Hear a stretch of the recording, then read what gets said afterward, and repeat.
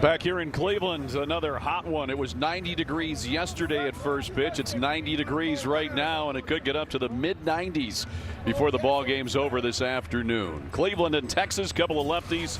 Joey Cantillo for Cleveland, Mackenzie Gore for the Rangers. And here's a look at our Elk and Elk injury report. Corey Seager, a late scratch yesterday. He was placed on the 10-day IL. You see his numbers through 51 games this year. A lot of talent here, Chris, but unfortunately for Corey and the Rangers, injuries are piling up. That's been the story of his Rangers tenure so far, is the injured list. And it's unfortunate because when this young man is on the field, he's a very talented player, one of the best, if not the best shortstop in baseball. From an offense and defensive perspective, this is a big loss for the Texas Rangers, and you hope today maybe the Guardians could take advantage of something like that. See if they do. And Joey Cantillo's on the mound, Chris. He's been hot of late. Yes, making his 18th start of the season. His last 3 times out have been almost unhittable.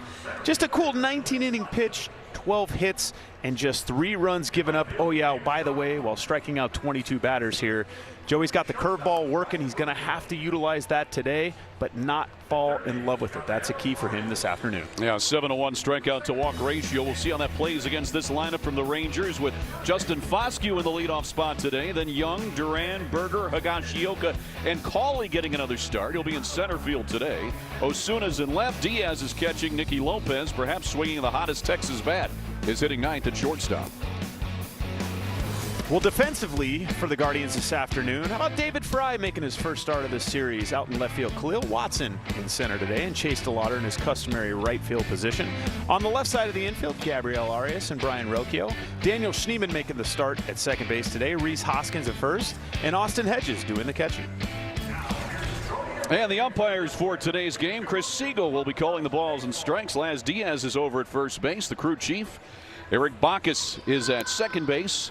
And the man that called the balls and strikes last night, Brian O'Nora, is at third base. No sunshine, blue skies, you love all that. Temperatures, though, as I said, expected to get into the mid-90s today. Not much of a breeze blowing. It is another hot one. Stagnant, if you will. Yeah, it's a good day to hit. That's absolutely exactly how you got to look at this. Let's put it this way. It's not hard to get loose on a day like this. Shouldn't be at all. So Justin Foscue steps in. Joey Cantillo gets the first sign of the day, and we are ready for baseball here in downtown Cleveland. First pitch, a strike. Joey Cantillo. Should get a look at the numbers on Justin Foscue. Cantillo with the 4-seamer, change and curve mainly. Also has a slider and cutter. Texas is a hot baseball team. They've won 6 in a row, all on the road. It's their longest road win streak in over 9 years. Last time they did it was May and into early June of 2017. That one straight back. Foul ball, 1-2.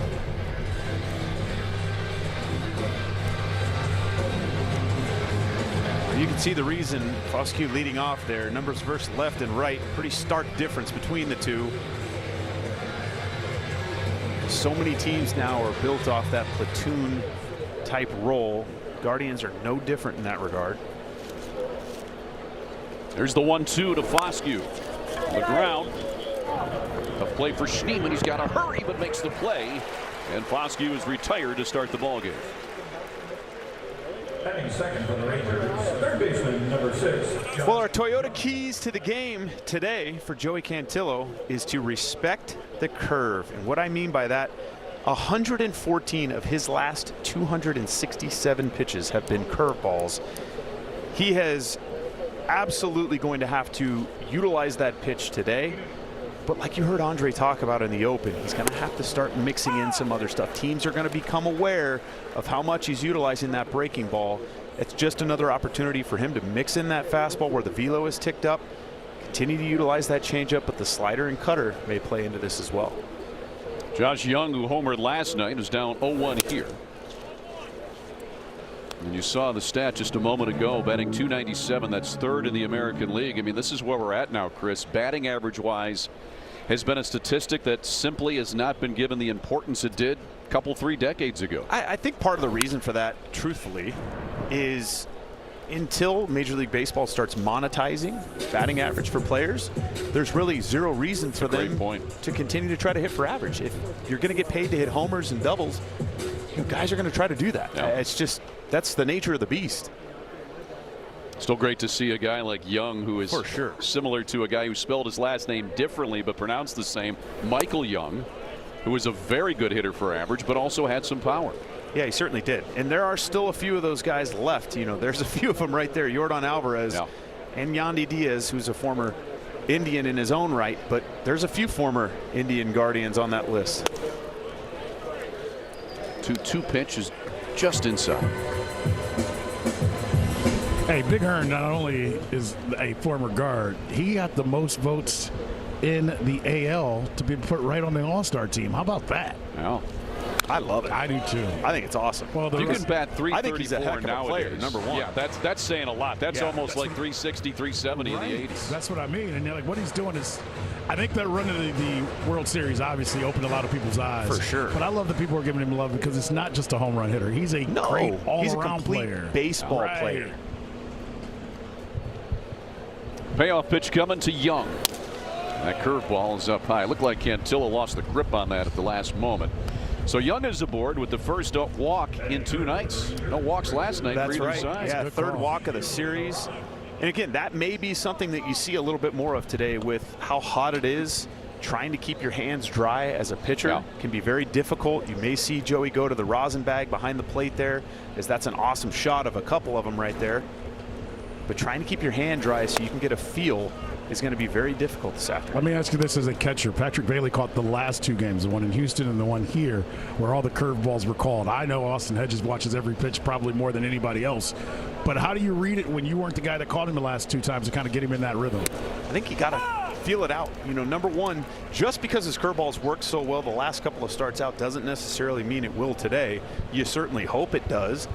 But I think Austin has a great feel for Joey just in his own right. And maybe his little own mixture on how he uses this curveball in these situations is going to continue just to add, as that was a pretty close pitch right there. Yeah, looked pretty good and caught the bottom part of the strike zone, it appeared. But to me, that's the beauty of having multiple catchers, is you kind of get a little different flair each time you go out there. 2-1 to Ezekiel Duran. He lines that one to left center. That's a base hit. First hit of the afternoon. Good play there in center by Watson to cut it off. He'll hold Young at second. But now the Rangers with runners at first and second and only 1 out here in the first inning. Well, look where Hedges' glove is targeted. Kind of up and away. Joey had to pull this one just a bit. Not a terrible pitch, as again, that ball wasn't hit terribly hard, but now you do find yourself with an extremely hot hitter at the plate and runners in scoring position. Now Jake Berger with his 14 home runs leads the team. Nice thing about this, though, you're 1 pitch away. Yeah. You make a great pitch right here, you're out of this inning, and it's time to let the offense go. Berger checked his swing on that one, so it's 1-0.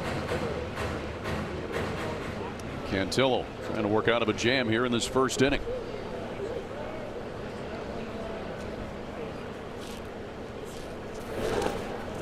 And in the dirt, Hedges, a nice stop.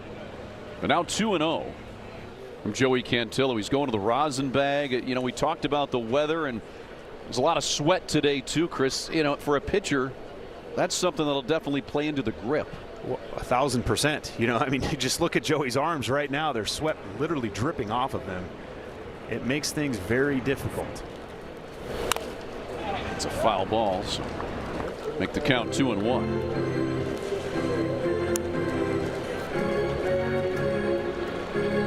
Jake Berger was 0 for 4 last night, a rare 0 for, because we talked about he has been swinging the bat pretty well.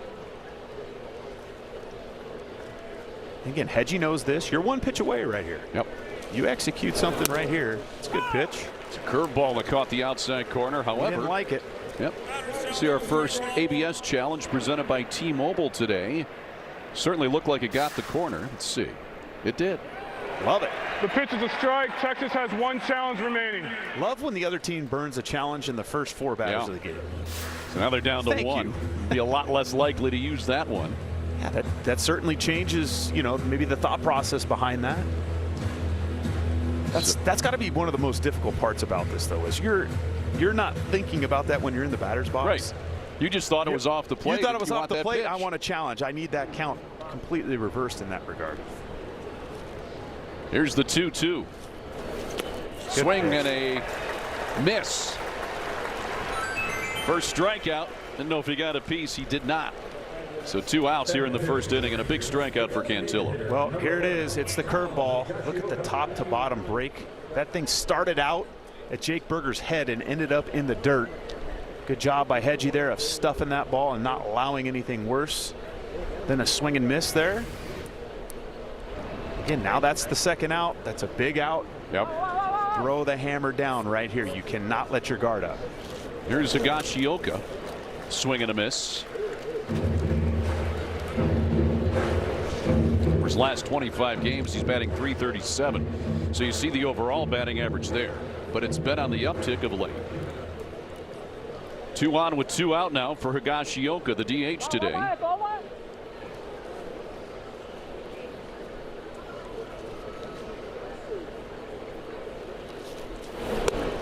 curveball is in there. 0-2. As Cantillo jumps ahead of Higashioka. And you see Joey throwing that ball out. You may see that a few more times this afternoon. Again, just trying to find some resemblance of a grip on the baseball. Some of those have a tendency to be a little slippery. When you got that slipperiness and your hands are sweaty, that's a bad combination. The 0-2. Pop fly to right field. Should be an easy play for DeLauder. Side retired. Rangers get a couple aboard but don't score. Cleveland coming to bat. See your Northeast Ohio Jeep brand dealer. Back here in Cleveland, bottom of the first inning. David Fry leading off for the second time this season. Let's take a look at our Bet365 betting odds. The over-under on David scoring a run. Well, I like the speed-power combo to start things off today for the lineup. Let's take a look at the lineup brought to you by Progressive. It's Fry, DeLauder, and Hoskins, the top 3. Then Manzardo, Rocchio, and Arias in the middle, followed by Watson, who's in center today, Hedges, and Daniel Schneemann at second base, with Travis Pizzana getting the afternoon off. First pitch foul ball for David Fry against Mackenzie Gore.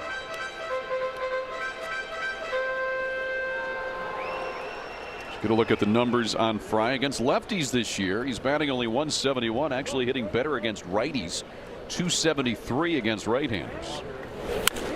It's that one high to left, but foul and out of play.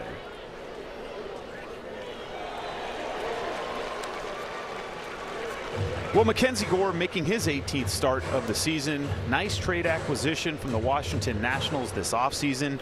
One thing you're going to notice about Mackenzie, he's significantly different than the pitchers or types of pitchers we've been facing. His arm angle way more over the top.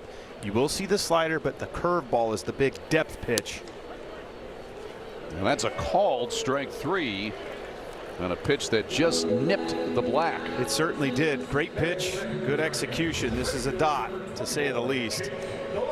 Perfect pitch. It really was. That's a Chris, pitcher's pitch. Can't do much. Everything you said, but the one thing that has been great since he's come to Texas has been that fastball. Everybody's thought that Gore was going to be this big-time pitcher for years, and it's taken a while. But it seems like whatever they're teaching here in Texas, he's finally living up to the status we all thought he would have. Yep. That's a good feeling. Seeing him a few years ago for San Diego when he came up, and you've thought, Andre, this is going to be a kid he's definitely got a lot of tools, a number of pitches. He looked good. Well, he was a part of one of the bigger trades in the history of, well, San Diego makes trades all the time, but he was a part of one of their bigger trades. He's one of the bigger ones. He is. It certainly is. Well, the arm talent is undeniable. And it's 94 to 98 at times. He'll run it up there. Well, and Chase DeLauder, another guy, big reverse splits this year. 372 against lefties, against righties 223. It's that one hard to left center field. That one is down for a hit. Going over and slipping is Cawley. DeLauder will try for 2. The throw, the slide, and he is safe. Good hustle double for Chase DeLauder. Well, that average just went up just a bit against right-handed pitching. except for that was the lefty, so it goes up even more. This is an unbelievable job of realizing as you're running to first base, more importantly, and pushing the envelope. I love it. Chase right out of the batter's box, realize, hey, I may have a chance at 2. He sees the slip in center field by Foscue, and he's off to the races. Well, there's actually an extra base coach down here, too, that was yelling, if you haven't picked up. Yeah, I can hear him. He's bringing some energy, boys. Certainly is. There's Rhys Hoskins. Take that one low. Well, Cam Cauley played on the infield the first 2 nights here. His first 2 major league games. First, third, now he's in center. There's Jose. That's the extra base coach, right? Yes, it is. That's the one you can't let down. Well, you talk about leadership. He came out here early purposely to kind of get everybody going, wake everybody up. I don't know how long he'll be out here, but he's on fire right now. Needs to get Rhys a double next. 2-0 now to Hoskins. Rhys is one of the few Guardians batters this afternoon that actually have at-bats against Mackenzie Gore from their National League time together. But Rhys's last couple of at-bats have been big for the team, to say the least. It's that one high and deep to left, but it's hooking, and it will go foul. Just missed on that one. Well, he got himself a cutter. He was not late on it, that's for sure. Young man happy. He's got a souvenir. Yeah. Well, there's a look at his numbers. So even though the batting average is 185, when he does put it in play and get a hit, it's generally a big hit. And you mentioned he's got that history against Gore, 1 for 4 in his career, so that can help a little bit. Yeah, it certainly can. I mean, you get an idea of maybe the shape, the types of shapes that he has out there, or just how he's thrown you in the past. Has he stayed away early? Has he gone in early? That's every little bit that you can take from something like that is going to help. And a swing and a miss for Rhys Hoskins. Hoskins' second strikeout for Mackenzie Gore here in this first inning. That'll bring Kyle Manzardo to the plate. Well, this was again a good fastball, hard to the plate here. This was a challenge heater. Rhys, I think, got caught looking between maybe the slider, maybe the changeup and curveball situation there as well. But Mackenzie Gore showed early that he's not afraid to utilize that fastball with 2 strikes. Manzardo homered last night, provided Cleveland's only offense with a 2-run blast off DeGrom in the first inning. And he takes strike 1 here. The reverse splits trend continues. The Cleveland batters, all 4. Manzardo 267 against lefties, 222 against righties. And a lot of that is due to the fact that he faces significantly more right-handed pitchers than he does lefties. But to give these guys credit, they've taken care of business in what few at-bats they have had against same-sided pitching. They've done a great job of taking care of business when they get those opportunities. 13th pitch of the inning for Gore. On the ground to second. Foscue. Sides retired. So Cleveland gets the double from DeLauder. But he dies on base. We're tied after 1. Find your plan's answers now at the Home Depot. Real nice crowd here today in Cleveland. You see how there's a number of empty seats, though, and they're spread out. You know where they all are? Seeking shade. It's probably smart. Day. Yeah, I mean, it's warm. They have misting stations here for the fans as well. Something nice that the Guardians did. And plenty of fans for the fans. Brought their own. Right on. Meanwhile, it's Cam Cauley to lead it off here in the second inning. He'll be followed by Alejandro Osuna and Elias Diaz, hitters 6, 7, and 8. Cam Cauley got that 1 major league hit on Monday night. His first one.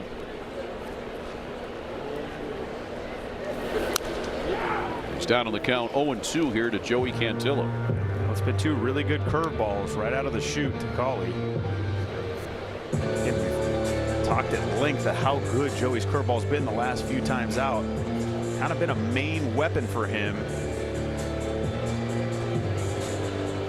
And when you've already got a great changeup and a fastball with some movement, you've got 3 really strong pitches. It's tough for a hitter.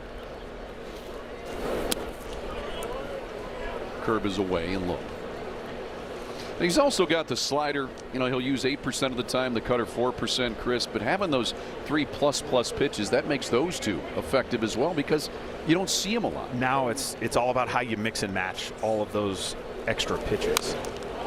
You don't want to forget about something like that, as that was a great changeup right there, coming off that same tunnel as those 3 breaking balls he's just seen.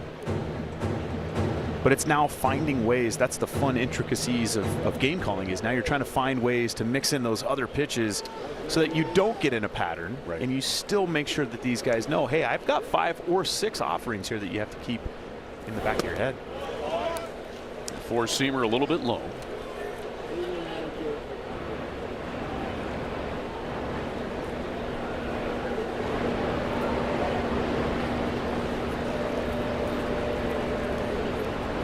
Here's the 2-2. And a swing and a miss. Joey Cantillo records his second strikeout today, and Cawley is the first out of the second inning.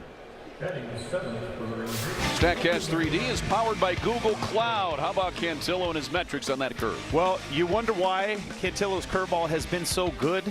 Well, it's just because it's significantly better than a league average curveball. League average curveball, 9 inches of horizontal break, so similar in that regard.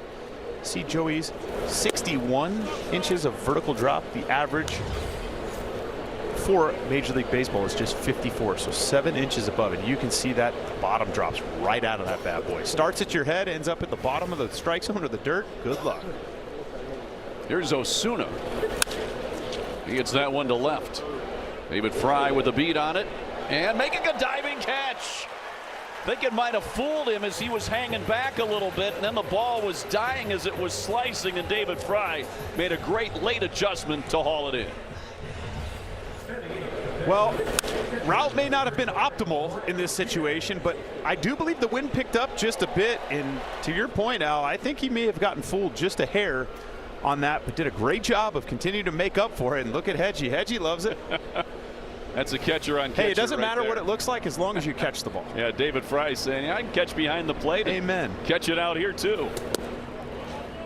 Here's Elias Diaz. Former Rockies catcher. Played 18 games with the Rangers now. You see his numbers. Well, he made his Rangers debut against us in Texas. That blooper is in there, left center field for a base hit. So a runner aboard with 2 outs here in the second inning. Second hit for Texas today. Batting ninth for the Rangers, shortstop number 33, Nicky Lopez. So Nicky Lopez to the plate, batting ninth. But as I mentioned at the outset, perhaps Texas's hottest hitter. Since he signed with the Rangers on May 27th, he's batting .341. He's on that 7-game hit streak, batting .429. They hit last night. One is a little bit low. Similar to what Brian Rocchio, until recently because of injuries, forcing his move up in the order, provided for Cleveland hitting ninth. Nicky Lopez doing the same thing. Doing the same thing, no doubt about it. Nicky Lopez some credit. If you remember him coming up with Kansas City, he was more of a slap hitter. Could throw fastballs by him and take the bat out of his hand. He's pulled the ball very well in this series, so he's gotten a little stronger after bouncing around on a few teams. And you can see it paying off for him right now when they need it most with what's going on with their IL situation. Yeah, sometimes it just takes that right opportunity to set into place. Grounded to first, Rhys Hoskins. An easy play for the final out here in the top of the second inning. Rangers are retired, still scoreless in Cleveland.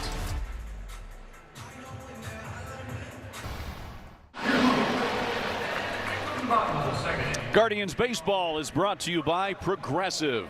As we head to the second inning here on a hot day in Cleveland, 90 degrees. And Brian Rocchio will lead it off. Hitting in the 5 slot today. He'll be followed by Arias and Watson in Stephen Vogt's order. Brian Rocchio with the off day yesterday pinch hit and was 0 for 1 in game 2 of this series. The batting right-handed takes ball 1 from Mackenzie Gore.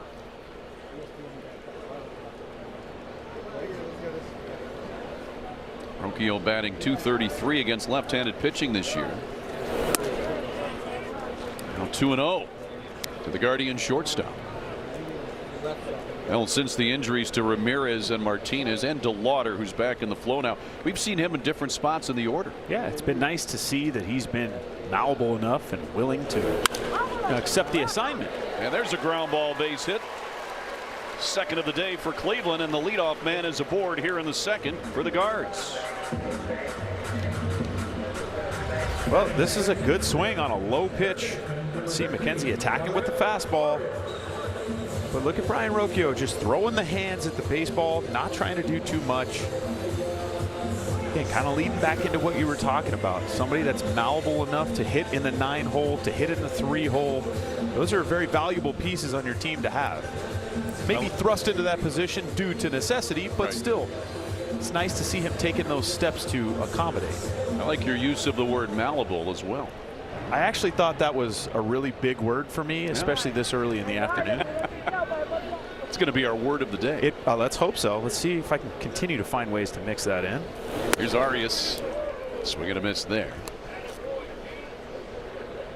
Arias with the home run on Monday night in the first game of this series. Last night 0 for 3 with a couple of strikeouts. Rocchio at first, always a threat to steal.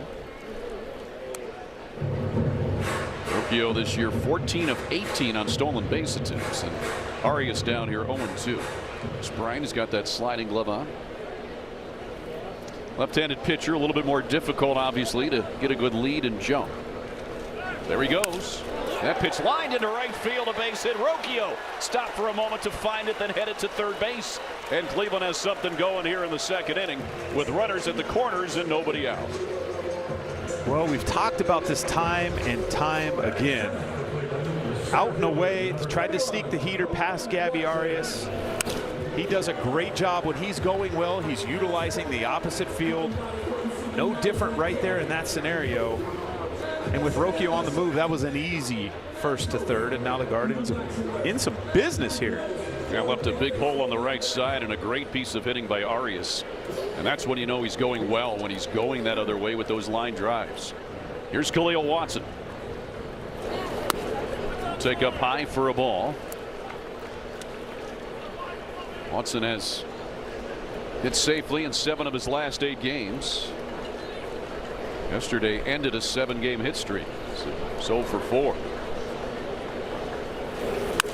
It's that one high to right, but foul. That'll make the seats. That's what you're looking for here. A nice high fly ball, medium deep or further. At the very least, I think this is a tremendous opportunity. As you see the numbers there on the screen. Well, he's found a way to drive those runs in. That's right. It's a great opportunity. There's a lot of positives that can happen here. Continue just to galvanize this offense together as best you possibly can. Watson with runners in scoring position, 571, 4 for 7 as you saw. He's got those 8 runs batted in. That was after he began his major league career 0 for 12. So he's been hitting very well this past week. Swing and a miss there. That cutter. Gore will show that less than 10% of the time, but when he does, it's a pretty good one. Yeah, it really is. It's a lot like his fastball. I mean, it's just, you can see the side-to-side movement there makes it really difficult. But again, what sets that pitch up is Mackenzie Gore's willingness to utilize the fastball in the inner third of the plate to left-handed hitters in particular. It's also got just a little bit of that downward movement. As you said, it looks like a straight fastball leaving his hand. He's got to bear down right here. You got to stay to the big part of the field. He's so good at going the other way. That was a pretty good swing right there. Chris, you're right on it. Look at the 6-hole. That's where he's been really good at driving runs in early on so far. And the way that the Rangers play defense with the shortstop up the middle, he's got a ton of room right there in that shortstop hole. Just drive it right through there, like you said, through the middle. I mean, all you take is a ground ball right here. Yeah, as long as it's up the middle and not at the corners. Swings and misses, a huge strikeout for Mackenzie Gore for the first out of the second inning. So runners remain at the corners, but now with 1 out, the double play could get him out of an inning. Well, this is a disgusting pitch. And I don't know too many guys that are going to make contact with that, because it's a strike 99% of the way. Until that last probably 4 feet, that ball drops out of the strike zone. It's exactly what Joey Cantillo's been doing with that curveball. Exactly. Where you can throw it, strike the ball. 3 strikeouts for Gore. And you don't wonder if potentially Arias on the move here. Here's the punt for Hedges. They're trying that safety squeeze. I like it. Well, again, you got to find a way to create offense. That's playing guards ball right there. This was absolutely a safety squeeze. And listen, Hedgie got a pitch to do it on right there. He just didn't execute. And he's shown you in the past that he's a pretty good bunter. He may Yes, do it he again. is. He's willing Yeah, to do it I wouldn't be again, surprised at all. I was going to mention, might not be a bad time for it. Keeps you out of the double play. Again, I mean, I wouldn't be shocked to see Arias potentially on the move here as well. Stay out of that double play. There it is. It's down. Let's see if he makes it. Throw home. The slide. He's safe. Hedges does it again with the safety squeeze to put Cleveland ahead 1-0. Well, he knew it. He's fired up about it.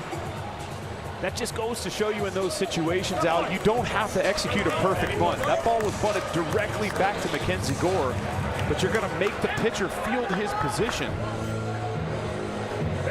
Good bunt, did a great job of just getting the ball down, but even better read there by Brian Rocchio at third base. Look, if he sees that ball down, that's your job as the base runner. As soon as you see that ball go down, he was going to be safe anyway. He would have been. And you know, with the new rules now, Diaz is not allowed to block the plate, so you have to give the runner a lane to slide. Well executed play all around right there. We saw Schnee with a couple good swings against a good fastball yesterday. Let's see. No doubt. Notice they throw him a cutter to start it off. That'll go down as a sacrifice and an RBI for Hedges. So Cleveland's up 1-0, and a couple aboard with 1 out for Daniel Schneemann, who had a pair of hits yesterday. Now 2-0 to Daniel Schneemann. Checked on that. Brian O'Nora said he did not go. Well, this is where we've seen Schnee do a little bit of damage here the last couple of games. You got to be locked in this scenario on one pitch in one location.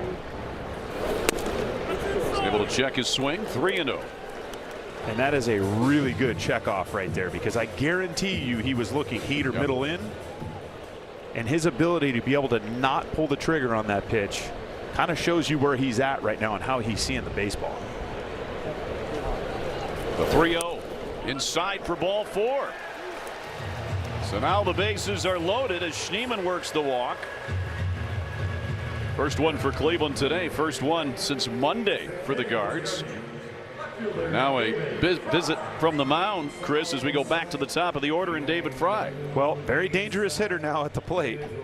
Not your prototypical leadoff hitter, we will say that. Let's take a moment here and hear a word from the Cleveland Clinic. When you make complexities your specialties, you redefine what's possible. For every care in the world, Cleveland Clinic. So David Fry, a strikeout victim, his first time up. But now an opportunity with the bases loaded. And the assignment has changed. It certainly has. Now go back to cleanup mode. That's right. You got to think big part of the field here. Now, this is one of those scenarios where that big hit has eluded the Guardians. You don't necessarily need to drive something off the wall here. A single works just as well. But at the very least, have to find a way to cross the plate here at least once. David just 1 for 24 this year with runners in scoring position, but we've seen him have success in these situations in the past. He's got a knack for coming up big in these types of situations. Yes. He's proven that. Here's the 0-1. That one in the dirt. Pretty good block, though, by Diaz. Keep it in front of him and not allow another run to score this inning for Cleveland. Well, this is what we like to refer to as a lawn dart. That ball barely made the dirt. Took a funny bounce after it hit. Yes, it did. You know, and that's just a great job of getting his body in front of that ball. The 1-1. One foul off the end of the bat. Now 1-2 to David Fry. Chase DeLauder is on deck. He would be next. Well, if I'm Fry, I'm trying to push him up and out over the plate right now. We've seen Mackenzie Gore. He did it to him the first time up. It was a four-seamer out and away. There's still that possibility. I wouldn't be surprised to see Mackenzie Gore try to come in. He did, and the ball got away. That'll allow another run to score. 2-0 Guardians as everybody moves up. Well, those ones will drive you crazy as a catcher. Again, another short breaking ball here. This is a cutter that just Mackenzie Gore spiked it. Looks like it bounced a little in front of the plate there. Yeah, way too much. Difficult regardless.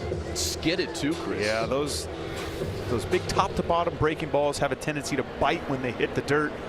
You know, those slider cutters a little bit harder. They have a tendency to stay down and skip. Now the infield halfway in, and Fry fights one off.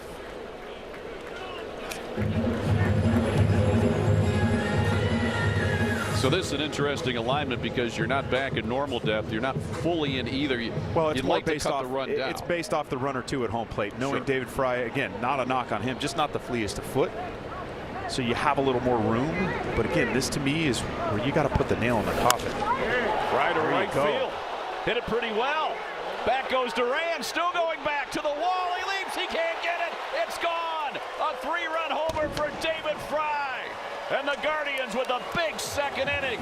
They get home 5. Remember when I told you he's that speed power combo in the leadoff spot? That is an unbelievable job there by David Fry, just trying to find a way, the will to win that at bat. Putting a barrel on a baseball and letting maybe a little help from that wind and the hot weather take over from there. First home run of the season at home for David Fry, 5th overall. And it's 5-0 Guardians. And that big inning that Cleveland's been waiting for this series just happened.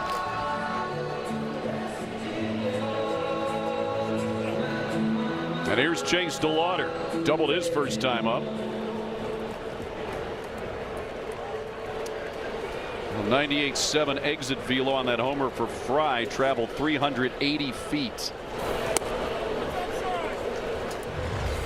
Well, we talked about it. How'd they try to get him out the first at bat? Heater up and away. David Fry was all over it. And that ball just does sneak out of here. DeLauder on the ground to second. An easy play for Foscue. 2 outs here in the second inning. And so good to see from Fry, and he really worked that count. He fought off some tough pitches. He had 2 strikes on him and still was able to muscle it out to right center. Here's what Jose thought. You know Jose likes it.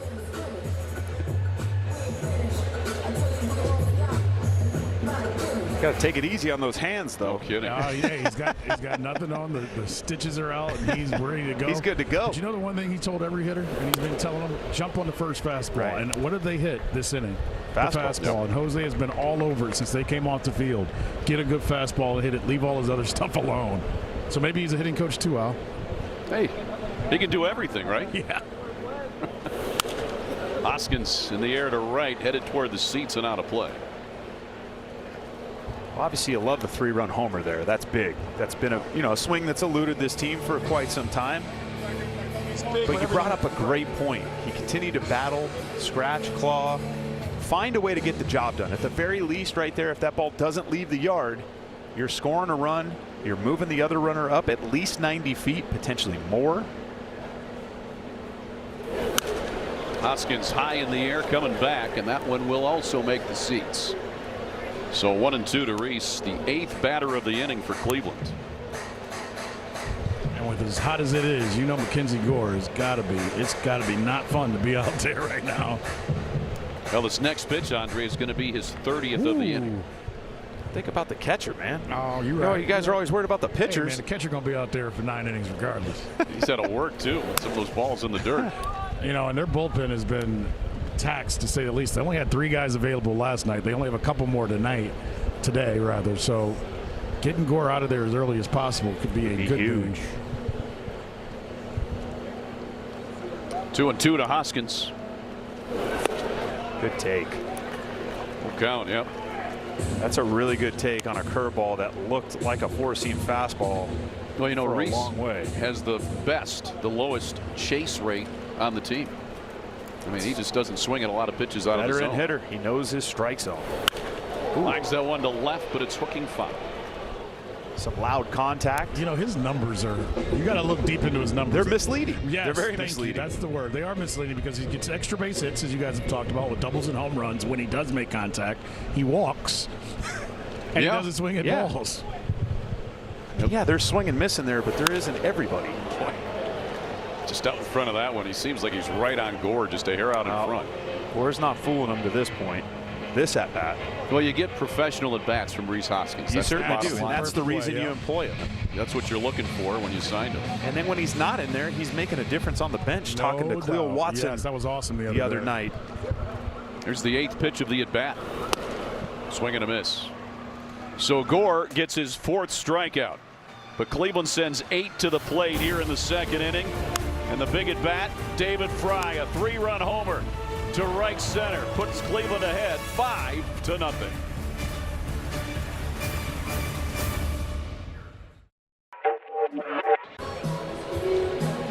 Well, the Outlaws baseball team is here enjoying this one. Cleveland up 5-0. Top of the 3rd inning with Chris Jimenez and Andre Knott. I'm Al Pulowski. Anthony Giassi directed. Jim Murphy producing here today. Joey Cantillo throws ball 1 to Justin Foscue as it's the top of the order for the Rangers here in the 3rd inning. Be followed by Young and Duran.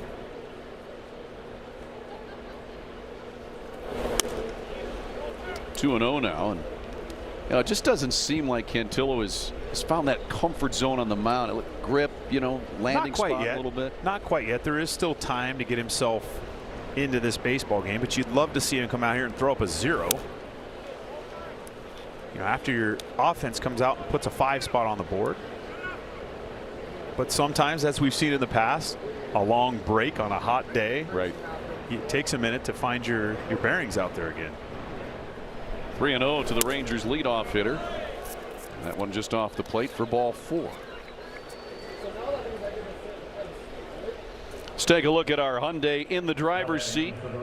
The Rangers 6-game win streak, again all on the road, and it's their longest road winning streak since 2017. You take a look at the numbers, though. Offense has been the story. It certainly hasn't been the bullpen.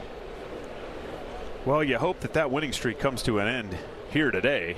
You would hope so. Josh Young takes a strike. He homered yesterday.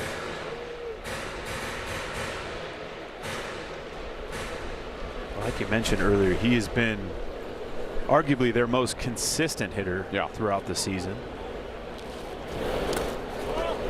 Good block there by Hedges. Keeps it in front. Well, Josh Young, again, a couple of years ago when he came up, it was, man, this kid can really smoke the baseball, and he deal with a couple of things, but he's certainly bounced back this year. He's done an unbelievable job. He's been healthy, and I think that plays into it. Josh Young, 3rd leading hitter in the American League with that .297 average. He walked his first time up. 2-1 now. Josh Young. Ezekiel Duran on deck. Texas trying to find an answer for Cleveland's 5-run second. Check swing. Did he go? He did not, says Laz Diaz. 3-1. Well, again, if you're Joey right here, this should be a challenge fastball. Your team just put up a 5 spot for you. You have to go out there and challenge Josh Young in this situation. If he's going to hit his way on, so be it.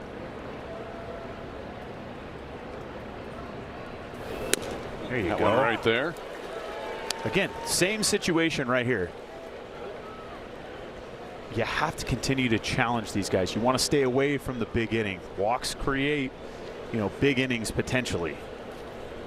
There's the payoff pitch.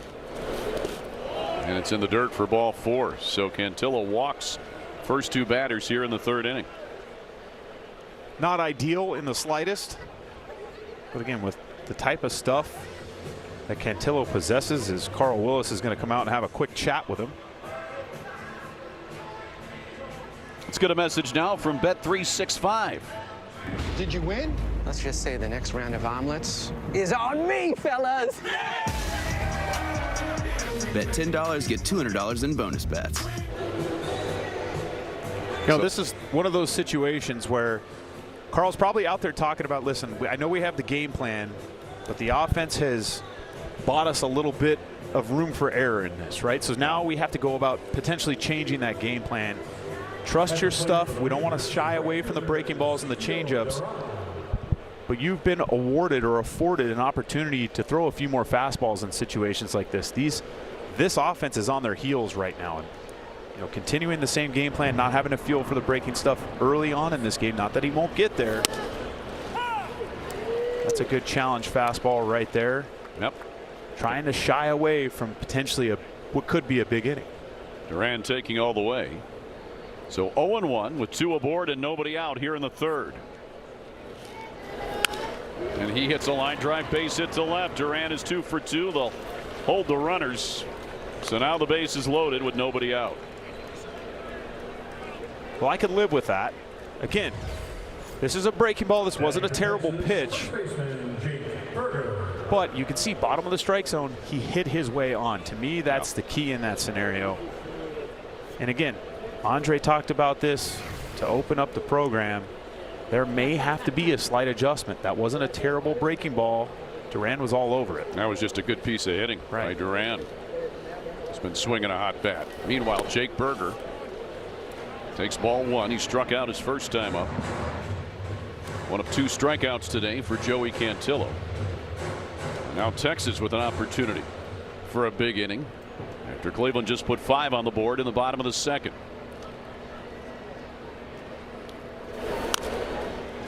Cantillo gets ahead of Berger 0-2.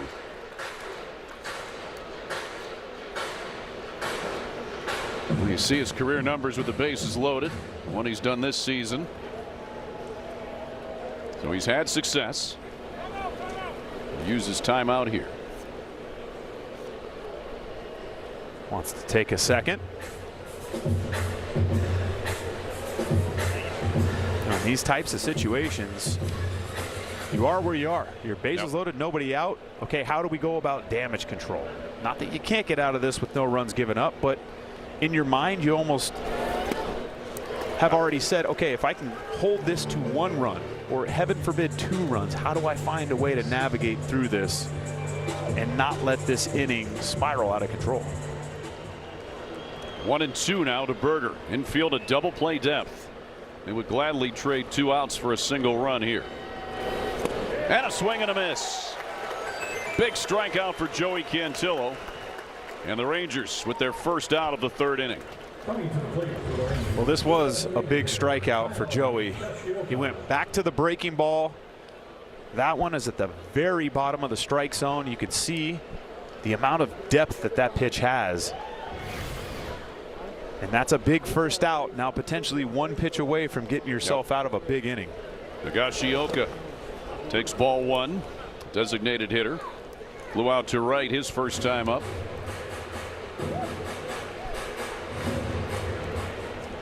Infield will obviously stay at double play depth. Outfield is straight away for Higashioka. And a swing and a miss. Cantillo perhaps finding that rhythm now with that curve. Well, that was a changeup. You hope the breaking ball changeup combination can play. You don't want to shy away from your fastball, though, in this situation. Again, the velocity's ticked up just a bit. That could play in your favor here. That curveball caught the outside corner. Higashioka is going to challenge. It's the Rangers' last one. It's close. Let's see. It's brought to you by T-Mobile. Save ES challenge. Ball. Texas has 1 challenge remaining. So Higashioka is correct. Half an inch off. I mean, that's the right count to challenge in. Yeah. Now that's an at-bat changer. You go from 1-2 to now 2-1. You're back in the advantage. Changes the complexity of how you're looking about approaching this at bat. Yep, now it's 3-1. So the challenge appears to be a key one. Higashioka historically good with the bases loaded, but 0 for 3 this year. Here's the 3-1. Taking On the outside corner, Chris Siegel was about to ring him up, and now Higashioka is going to challenge again. Let's see. This one looked pretty good, powered by T-Mobile, and it caught the outside corner. Strike. Texas has 1 challenge remaining. Well, again, this is such a fascinating facet of this game. Correction, Texas has 0 challenges remaining. Texas is out of challenges.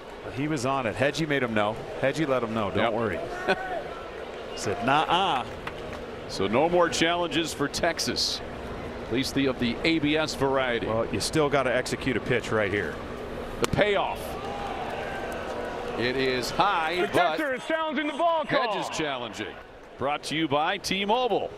Let's take a look. And that one is high. The pitch is a ball. Cleveland has 1 challenge remaining. 3 challenges in 1 big plate appearance there for Higashioka. Ultimately, it works in his favor as he gets the RBI with the bases loaded walk, and it's a 5-1 game.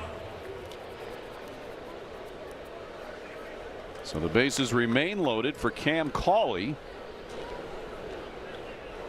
Hitting in the 6th hole today. Now Joey Cantillo's pitch count creeps up. It's number 59, and this could be the double play they wanted. Schneemann steps on second for 1, throws to first. Cleveland gets the double play, and the Texas Rangers only get 1. It could have been a lot worse.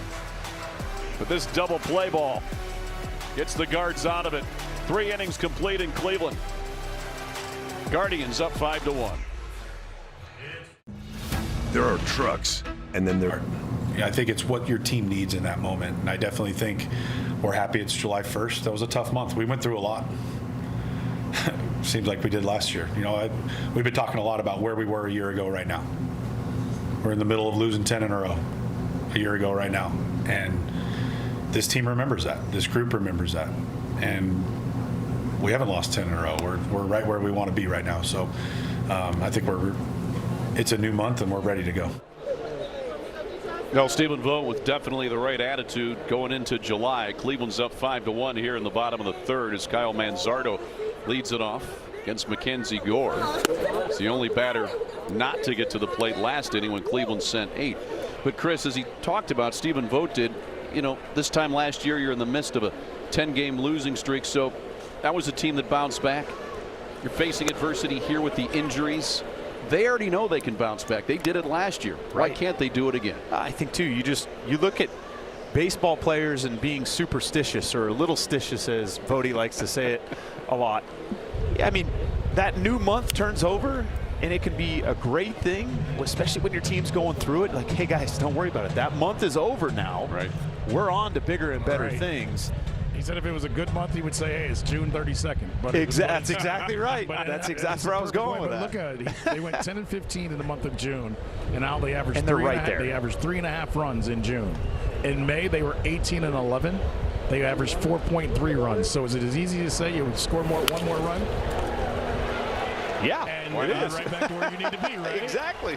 And they don't want to get in that hole they were in last year. That's the one thing David Fry and I have talked about, and Tanner Bibe. He goes, yes, it was great that we learned we can make up a ton of games in 1 month. We never want to do it again, and we don't want to get into 10 games. Don't ever do it again, Bond. But yeah, right. But he said, he goes, we know we can't get into any long losing streaks.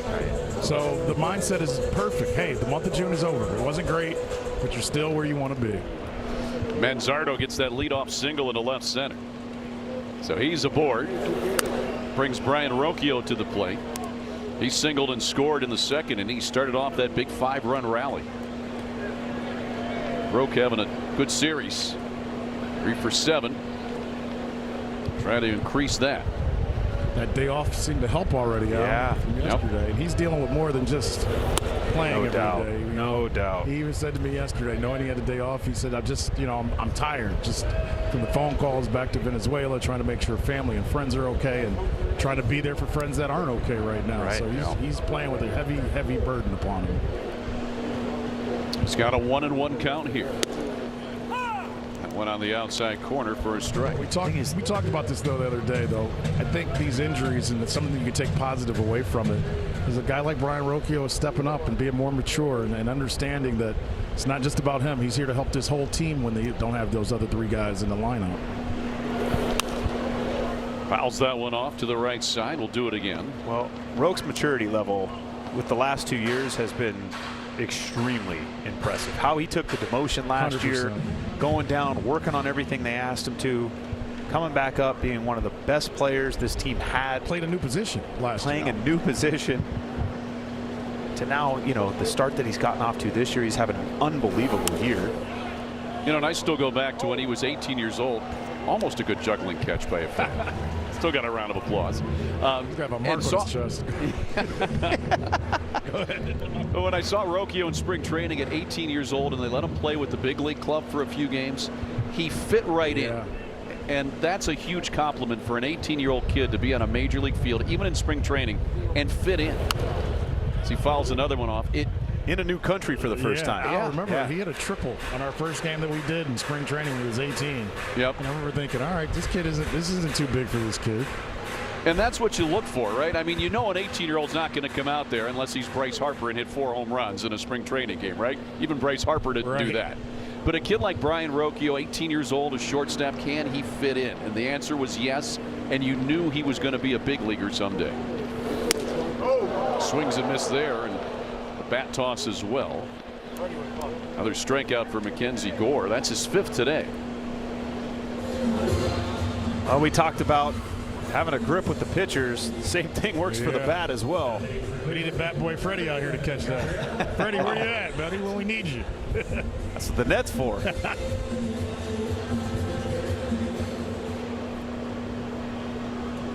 Well, maybe in the Summer Olympics he might have a new sport. Here's Gabriel Arias. Singleton scored a run in the 2nd inning. And Rocchio was aboard, if you recall, that last inning and took off to second base, and Arias lined it right in the hole to right center. So Manzardo at first. 1 out here against Mackenzie Gore for Arias. 1-1. Arias up over 60 pitches now, 61, 39 of those for strikes on a hot day like today. You've got to figure he might not have much longer here for Texas. You certainly hope not, with the shape that their bullpen's in.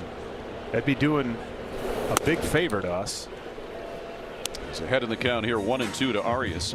Even though he gave up the 5 runs in the 2nd inning, he does have the 5 strikeouts. Well, he's navigated that well. I mean, obviously you had the big blow by David Fry there, but he's still finding a way to miss bats. It's a good take. 2-2 now to Arias. Good take. We've seen Arias swing at that pitch before multiple times. Again, keep pushing his eyes out over the plate where he is really, really good. So now if you're Elias Diaz, Chris, are you going back in there, or now are you going away? I would not be afraid to go right back in there. You know, just knowing that Arias's nitro zone is out over the plate. You also have the ability to kind of tease that outer third. That went way outside with the changeup. Looked like Gore didn't get the grip he wanted. Right. But with how good his slider and cutter has been today, I wouldn't be afraid to challenge him on the inner third with that pitch. Manzardo not known as a speed demon. Let's see if we see action at 3-2. We don't. Fly ball to right. Moving over is Duran. Still moving over. Comes back and makes the catch as that ball kind of came back on him, but he stayed with it for the 2nd out.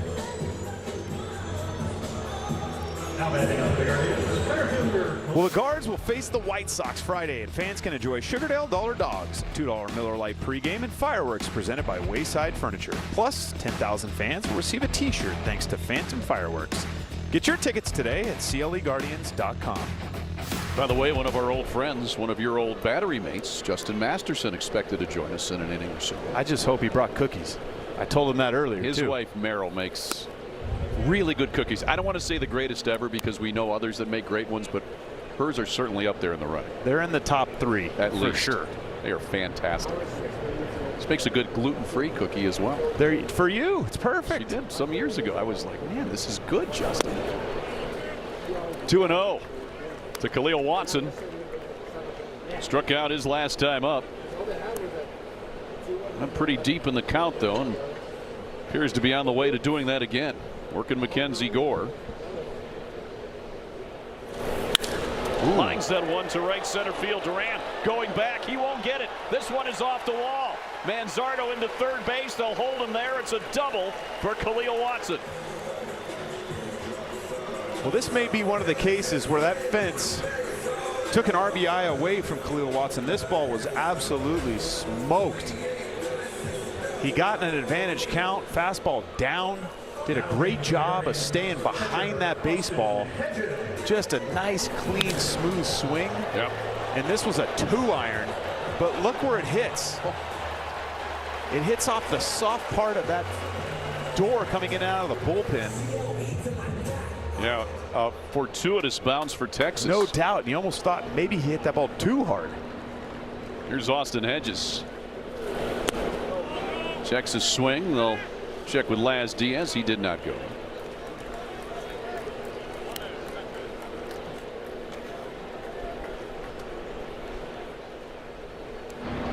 So Watson, that double puts 2 runners in scoring position, but with 2 outs for Austin Hedges. He had that sacrifice bunt and was safe at first on the safety squeeze last time up. 2-0 here to Hedgie.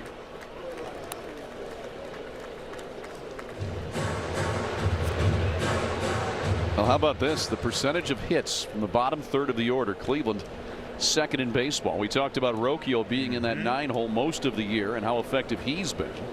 And Hedges having a good year offensively. His best this decade. Yes, it has certainly been. And he's made some adjustments to continue to work on that side of his game. And that's the one thing, you know, even when you're a veteran, you're never done learning, but you're never done making those adjustments either. Constantly evolving as a player. And his splits are dead even. He bats .268 against both righties and lefties. And now he's in a hitter's count at 3-1. Schneemann is on deck. He would be next. And Schneemann's been heating up of late, so we'll see if Austin Hedges is challenged here on 3-1. Well, I don't see a scenario he doesn't get a heater here. And if he does, for whatever happenstance, not throw a fastball, you're checking off on that. You're looking dead red, 1 pitch, 1 zone. Your thought is putting a ball over the fence right this second. Winston Santos is getting loose for Texas. Here's the 3-1. Swing and a miss. Well, he got the fastball he was looking for. Now look at Mackenzie Gore's pitch counts. 13 in the first, but 34 last inning, in which the Guardians scored all 5 runs. Already 26 here in the third. And the payoff pitch. In the air. On the infield. Foscue makes the catch. And Mackenzie Gore escapes without any further damage here in the third. We go to the fourth. 5-1 Cleveland.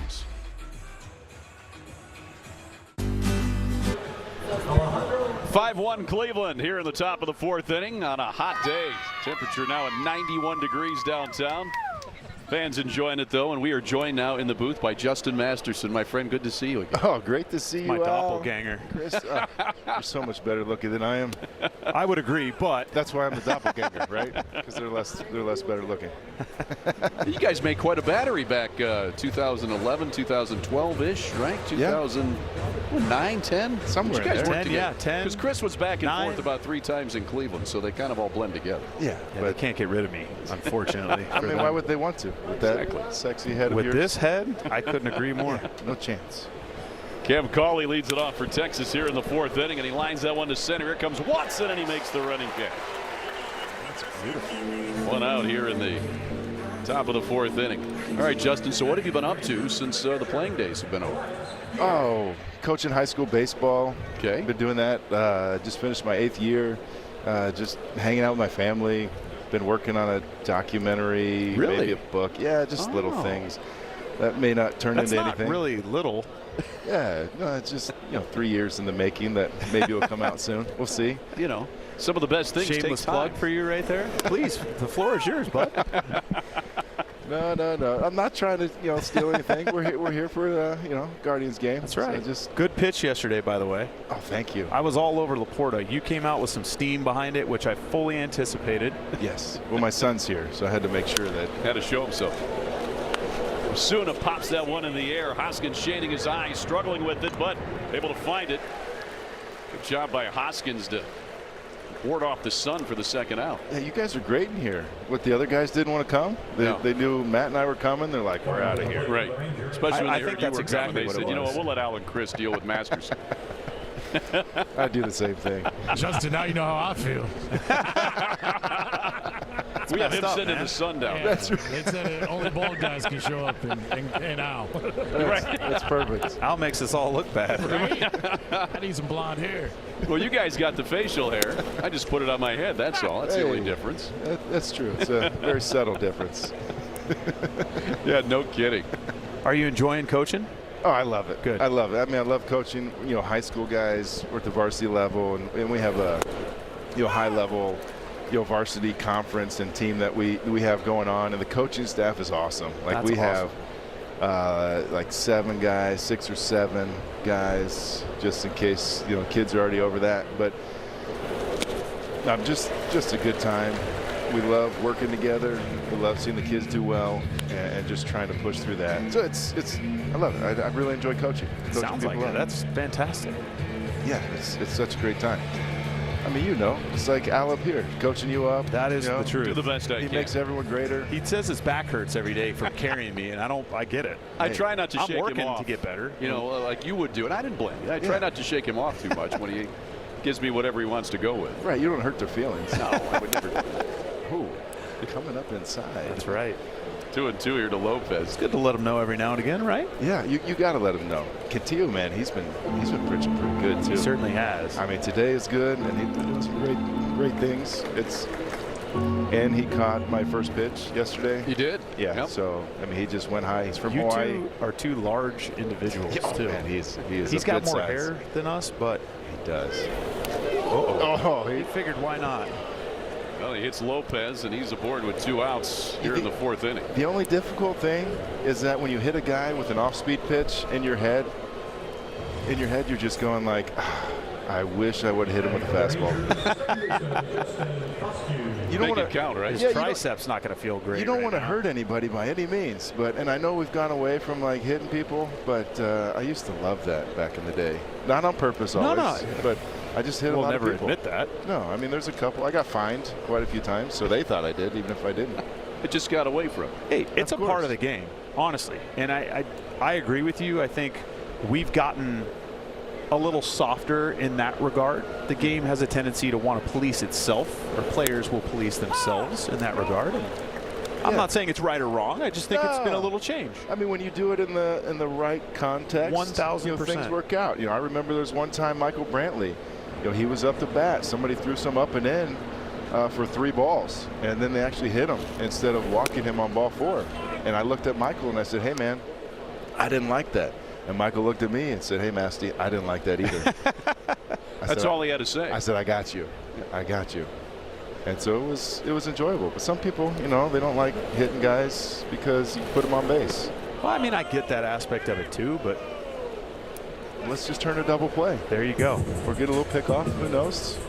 Beautiful Gotta thing. have confidence in yourself. But I try and tell like even my 12-year-old, my 12U kids, like my son's here with me because we just came from Cooperstown, Dreams Park, or my high school guys, like just act like take ownership of it. Right. Sure. Because no one knows you did it on purpose or not. Right. It's a line shot to left. David Fry is right there. And Foscue lines out for the final out of the inning. Justin, you can stick around, right? Yes. We've got a lot more to talk about. Let's do it. Middle of the 4th inning in Cleveland, 5-1 Guards. Bottom of the 4th in Cleveland. Let's flash back to 2013 when Cleveland clinched a playoff spot. And there he is, Justin Masterson, the closer that day. Oh, man. What's more impressive, you closing or Kipnis making a play at second base? I mean, a diving play was sexiness, man. You know Kip's watching. Yeah, don't hate on Kip. That guy's awesome. I love that guy. I love him tremendously. He knows. I mean, I don't talk to. What year was that? 2013. That was 13. Yeah. I threw the opening day pitch and the last final pitch of the regular. That's of the cool. season, which has been done by other people. Schneemann down the line making a bid, heading over, and unable to come up with it as it sliced into the screen. There was Osuna. So Schneemann will. And I'm not trying to jinx anything, but I like the offensive output we got right now. Yeah. It's been maybe lacking a little bit. I don't know if it was me. We'll put it on my son maybe, but I'm happy that we got a little something going on. Maybe it's the day game. I think they're happy too. I have to believe that they're happy. Hey, Justin, you know, so you closed that day in Minnesota. You were a reliever in Boston quite a bit. I was. And then you came to Cleveland, of course, and you had that success for 3 or 4 years. I mean, the #1 on this staff. And Schneemann grounds it to first. And he'll be the first out here of the 4th inning for Cleveland. But as we take a look at these numbers for you, what was it like, you know, going from reliever to starter and then relieving when you had to in 2013 as you get a look at the – here's how you got her, Victor Martinez. Thank you. I love the bottom of the screen right there. 65 hit batsman, second most in club history. It's a good man. That's what's called a good teammate. That's what that's called. I just needed more of that. Thanks, Murph, for putting that on there. Need a little bit of that. Now, it's fun. It's such a different. I think in the end, like the role that I had, like when I was in Boston and being able to be a setup man and learn how to be aggressive out of a pen, ended up helping me as a starter. When I first came up like starter, it's kind of easy feeling some stuff on, and then it was like, just act like you're closing out each inning. And then all of a sudden that gave me the aggressiveness that I could have to really let it eat. I mean, you had 200+ innings a couple of years there. Yeah, man, I almost had it in 2013 if I wouldn't have torn my oblique. We were at like 195 or something that year. But on the ground is short from David Fry. Lopez makes the play for the second out here in this 4th inning. It's just fun to be out there. You know, like, I think that's maybe when you think about a guy, what they miss. It's not necessarily the grind of doing all the things. Sure. It's being out there, like being in the bullpen and thinking like I could be pitching at any inning, or like it's your start day and just the butterflies that come, you know, before you go out there, no matter what. And then you get out there and it's just like, this is what I'm here for. It's all about. This is what it is. Yeah, on just the most beautiful parks in the world. Chase DeLauder checks a swing, but it's a foul. He doubled his first time up, grounded out in the second. Cleveland up 5-1 here in the bottom of the 4th. Yeah, my son said, he's like, Dad, Chase, he's really good. Hit that first double. It's like, yes, son. He is really good. He certainly is. Now, just the way he can do it against lefties too, and the way he stays in there and goes to the opposite field. It's beautiful. And you can tell your 12U team as he spins this one to third. Tough play for Gore. He doesn't have one. Infield hit for Chase DeLauder, his second hit today. That's interesting. I'm not really sure why he gave up on that ball. He was the only one that could have made Chase a play. Thanks him. It wasn't going. And I know it was spinning. Yeah, watch the pitchers, man. Sometimes they just maybe aren't as athletic as we think they are. I don't know if he may have heard something from somebody, and I mean, this is nice. Come on now. See? So when you're thinking of Rookie of the Year, well, Chase is right up there as Hoskins hits that one to short right field. Coming on is Duran. He'll make the call and make the catch. It's the final out here in this 4th inning. How about one more half inning, Justin? These have been quick. Come on, baby. All right, let's go. We'll do it. We'll be back with Justin Masterson in just a moment. 4 innings in the books in Cleveland. At Whole Foods Market. Welcome back to the top of the 5th inning as the Guards lead 5-1 over the Texas Rangers. Justin Masterson has been nice enough to sit with us for an inning or so. And Masty, I had to give you something since your son is here. You know, the Guardians have a new owner. I don't know if you've heard, and Travis Kelce, who's a part owner of the Guardians. Way back in like 2013, I want your son to know about this. Travis tweeted out something about you. You had a great game, and he said if Justin Masterson can keep going, he may be a Cy Young Award winner. Ooh. I just want your son to know that's how big you were. So when the Swifties are getting big for the wedding, you tell your kid. That guy they expect a nice present. Yeah, that guy used to talk I got your back, Masties. I appreciate that, man. That's a good little nugget right there. I didn't have a clue. Man, if only I could have kept it up, then I could have maybe had a Cy Young. Don't tell me that part. Well, injuries are a tough thing, and that's what all. Yeah. I mean, it gets there. Yeah, unfortunately, and when you get injured and then you maybe don't. My son and I were talking about it. He's like, man, I don't want to get injured. I'm like, well, if you get injured, we would make sure the process we go through is utilizing everything we can to get healthy, which unfortunately I didn't necessarily do. I got a little lazy bum. That's what it is, Chris. I mean, you're learning. You know, you're always learning on the fly, and you think you're making the best decisions for yourself at the time, and I guess there's always that hindsight, right? Well, you think you feel better than you do. True, that's also fair. I pitched in the last game that year, so I'm like, I'm healthy, I feel great. And then all of a sudden you're like, why am I still have a little feel in that same spot where it tore? And why is my shoulder starting to hurt? Because I'm weak in my core. Right. Like, oh, wow, my body's connected. Good job. Lonnie Soloff's been telling me this my whole life. And why wouldn't I listen to him? He still is. He still probably is.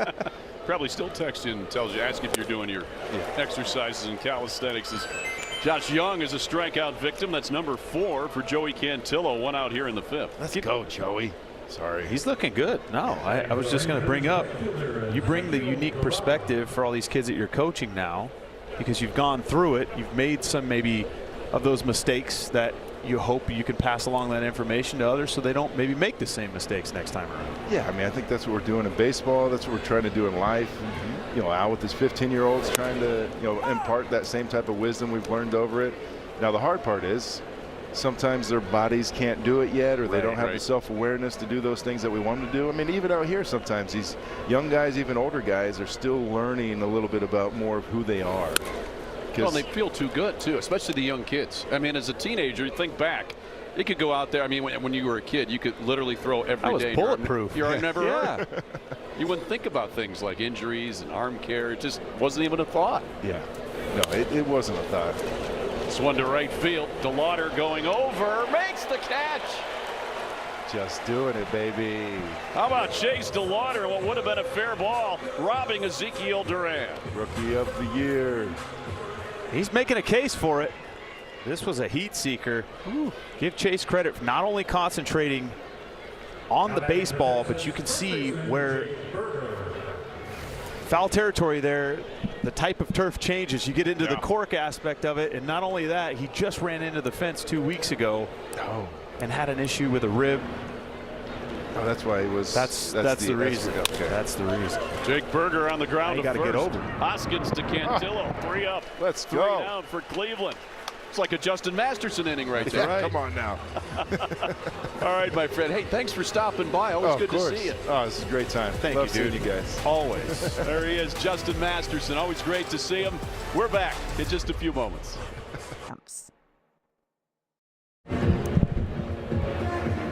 About the 5th inning in Cleveland. 5-1 Guardians over the Rangers. 33.5-inch bat. What are we talking about? Well, we have Carlos Santana's bat up here. We'll show you in just a moment. First, Kyle Manzardo was swing and a miss to lead off the bottom of the 5th. We'll see him, Rocchio, and Arias. This is the stuff legends are made of right here. So in 2016, that's the bat that Carlos Santana won the game with in Toronto that went 19 innings. I was very thankful. I was catching in that game. I caught a majority of that game, actually. And I like to think that I am the reason that he's glorified now, because if it wasn't for me grounding into a double play, the inning before that off a position player, that the first pitch he threw me was 92 miles an hour, and the very next pitch was like 64.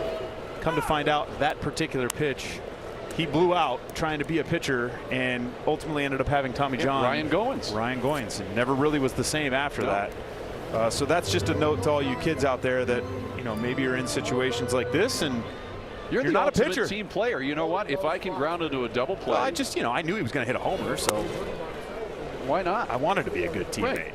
And you were. Speaking of that home run, here it is in inning number 19 north of the border. 10 years ago, exactly. It doesn't seem like that long ago, but it was. See you later. That was a long time ago. Let's put it that way. Trust me, my knees, don't forget it. Right. But that was a big moment in a big situation right there. That actually set the record at the time. For the most consecutive wins in franchise history. Baby, 2 things there, Chris. had hair or was trying to grow No, hair. I did. Well, that's okay. Hold on. We We got to tell the story on this now. You can tell the story. Tito basically pushed you to do something different. Tell people what that was. It wasn't Tito. It was Brantley. There's one to left for Rocchio. Rushing over is Osuna near the wall, and he makes a great catch. Running out of room, but Osuna with the nice catch for the second out. It was a nice play there. Having to deal with the short fence into the wall, not necessarily knowing where you're at on the ball field. Ooh, I didn't realize it almost got away from her. Yeah. Nice play all the way around there, though, by Osuna. Well, I lost a bet in 2016. As most of our listeners know, the Cavs won the NBA championship that year. Yeah. And you're from somewhere else. I grew up in the originally. Bay Area, so the Warriors are my team. You can hate me all you want, but it is what it is. That's where you grew up. That's where I grew not up. his fault he right. grew up And there. Cleveland got yeah. the win, so you Cleveland know, ultimately we did had the get last the win, laugh that so year. you did have the last laugh. Thank you, Al, for continuing to rub it in. But I made a bet when we were up 3-1 that if the Warriors lost the series, I would grow my hair out for an entire month. And sure enough, the Warriors ultimately lose the series. Yep. And I was asked by multiple people to make sure I got a picture of him when he didn't have his helmet on. We got the picture. I'm sure we do. We do. I can't wait to see it. It's going to be great.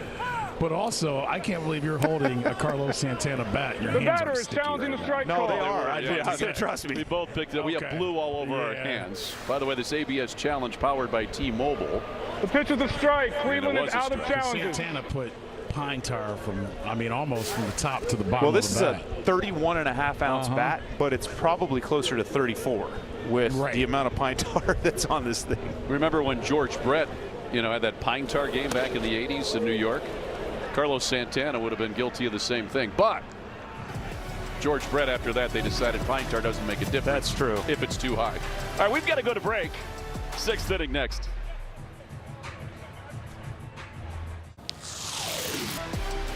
Cleveland Guardians baseball is brought to you by your local Kia dealers. Visit kia.com to discover movement that inspires. And by Blue Moon, now available in Blue Moon Lights and Blue Moon non-alcoholic. And before today's game, Gina Veneer, a Nashville artist, performed the national anthem, and she gave away her guitar.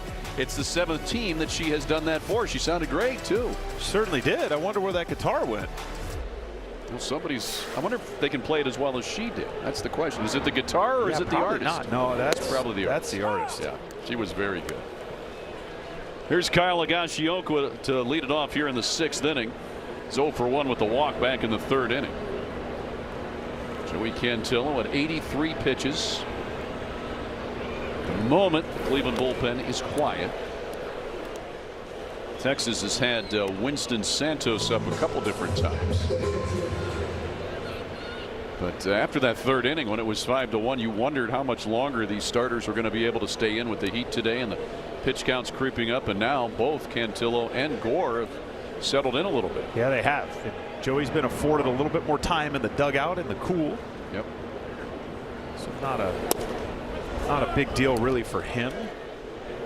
2-1. Gore, though, give him credit. He's battled. He certainly has. Yeah. He gave up that 5 spot in the 2nd with David Fry's 3-run homer, the big blow, but he's rebounded nicely from that pitch right there. Both teams now are out of ABS challenges. That pitch was a strike anyhow. Something to keep in mind as we move on here. 2-2. Count to Higashioka. Fall ball down the 3rd baseline. We were talking about that 19-inning game, Chris. You know what I remember from that 19-inning game? I was in the studio at the time, and I would fill in at Channel 3 for sports sometimes.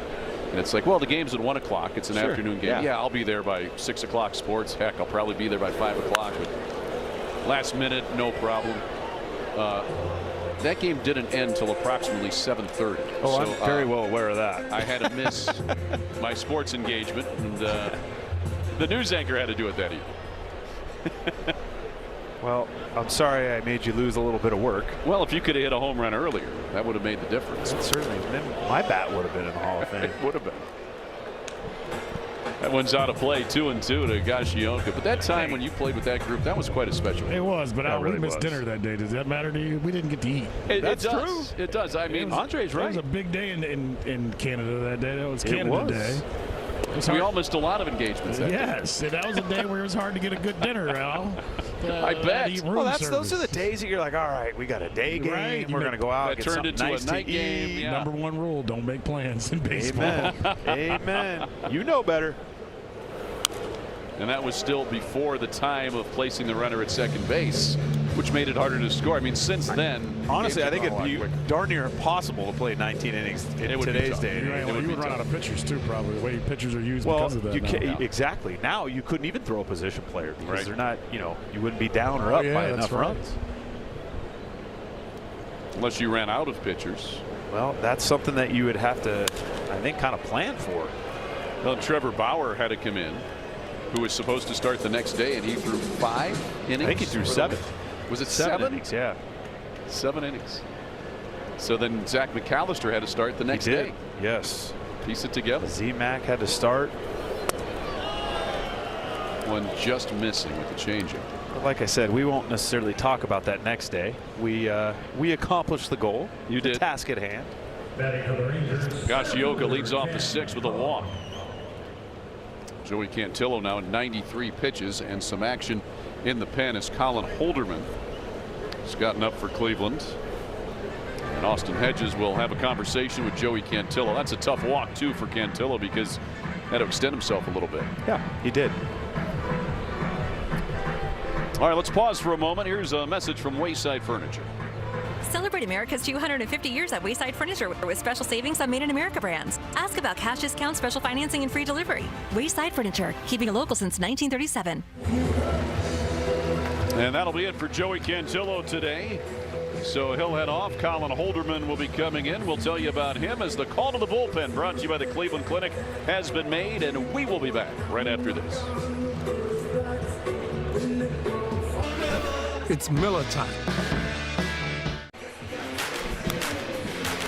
Hey, we're back here in Cleveland. Our progressive defensive play of the game goes to Joey Cantillo, who was good for 5 innings. Gave up only 1 run, still responsible for the runner at first, but a good day on a hot day for Joey Cantillo. Joey Cantillo just continued his torrid end of the month into this beginning of July here. Keeping up with that 1 run in a start mentality. He's done a great job. In and out of the strike zone this afternoon, but give Joey credit on a hot day. Did a great job. Did everything he needed to do to keep his team in this ball game and with the chance now for a big win. And here is Josh Smith, a pinch hitter for Cam Cauley here in the 6th inning.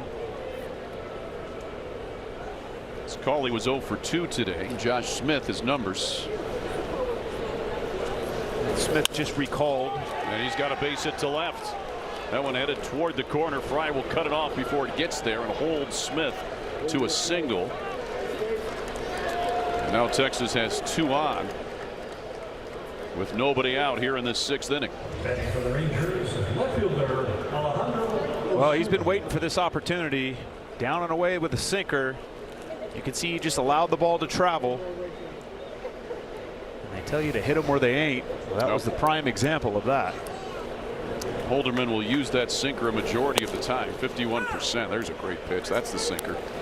He'll use the sweeper 35%. Does have a curve and a 4-seamer, but it's pretty much sinker sweeper as you check the numbers, and he has been so good out of the pen this year. He really has. He's lengthened out this group that Stephen Vogt has to choose. The ground to second base. Schneemann to second for 1. Rocchio to first, not quite in time. They cut down the runner at second for the first out. Gashioka advances to third. Well, how about we celebrate Independence Day here at the ballpark when the Guards take on the White Sox. 15,000 fans will receive a patriotic cap courtesy at Car Parts Warehouse, and all fans in attendance can enjoy a $2 Miller Lite pregame and a postgame fireworks show presented by Nestle. Get your tickets at cleguardians.com. So Holderman now a double play ball away from getting out of it as Diaz takes strike 1. Elias Diaz 1 for 2 today. Had a single back in the 2nd inning.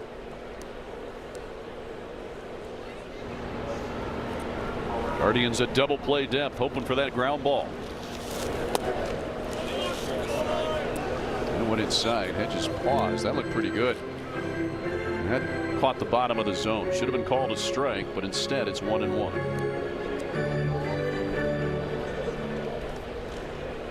Cleveland out, both teams out of ABS challenges. On the ground towards second. Schneemann, a tough play. He's only plays at first. Throws it high, but Hoskins makes the catch, comes down on the bag, and they get the out at first. So a run will score, but a great play on both ends, Schneemann and Hoskins. Give Daniel Schneemann some credit here. He had to go a long way to get to this ball. This was almost perfectly placed. But once he secured the baseball, was able to spin, and thankfully Elias Diaz, running the catcher, not the fleetest of foot, gave Rhys Hoskins time to go up, get that ball. Oh, that is a great play. Come back down in bounds for a catch right there. Yeah, you're right. Looked like a tight end on the sideline. So 2 outs for Nicky Lopez, a runner in scoring position as Osuna moves down to second. It's 5-2 game, but that's what you try to do when you've got a 4-run lead. Just simply avoid the big inning if you can and take outs. Yep, that play was a big one. That one fair down the third base line, and that will get another run home.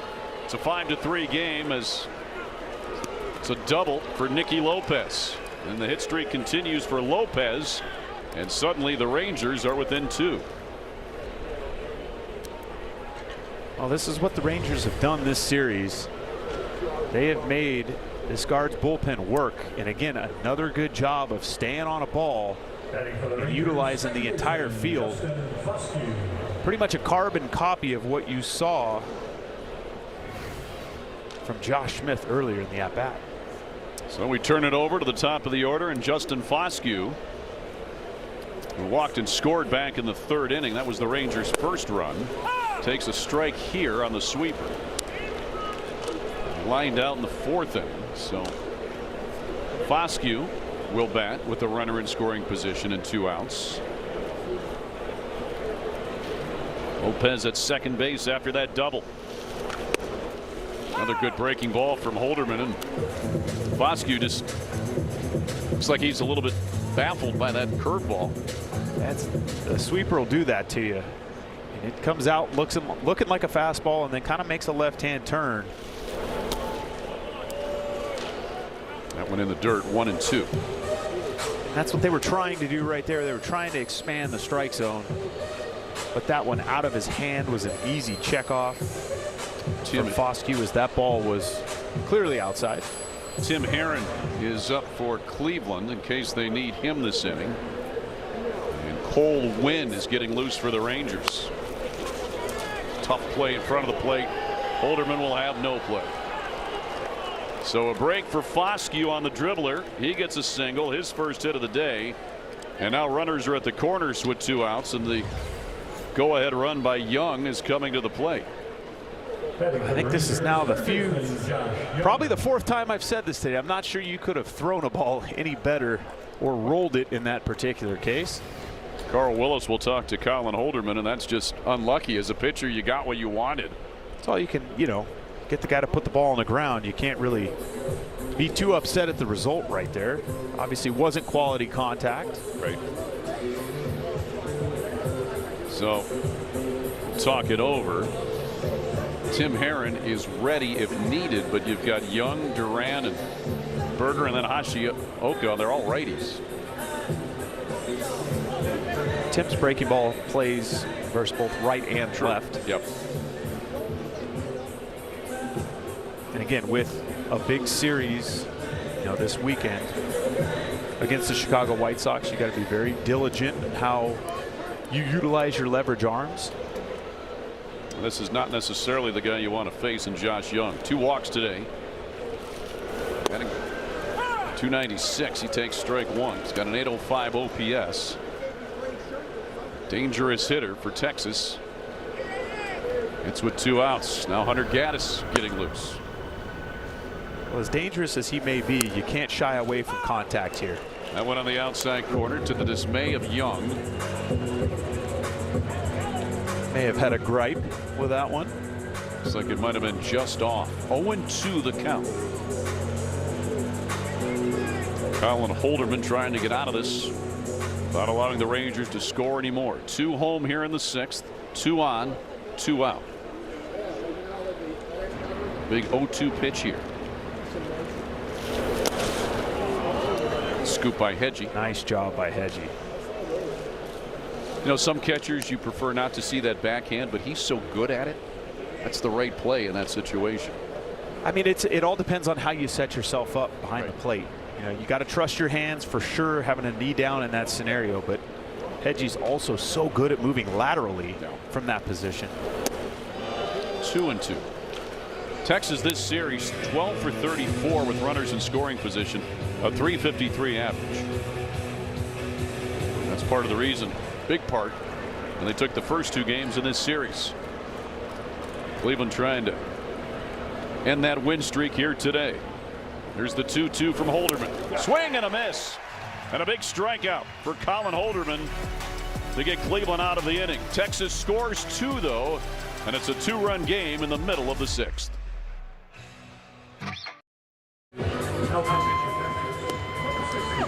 Bottom of the 6th inning, sponsored by your Northeast Ohio Jeep dealers. There's a young man looking good in those shades. Hot day today, bright sunny day in Cleveland. Right now we are at 92 degrees. And we've got a new pitcher for the Texas Rangers as Cole Winn has entered.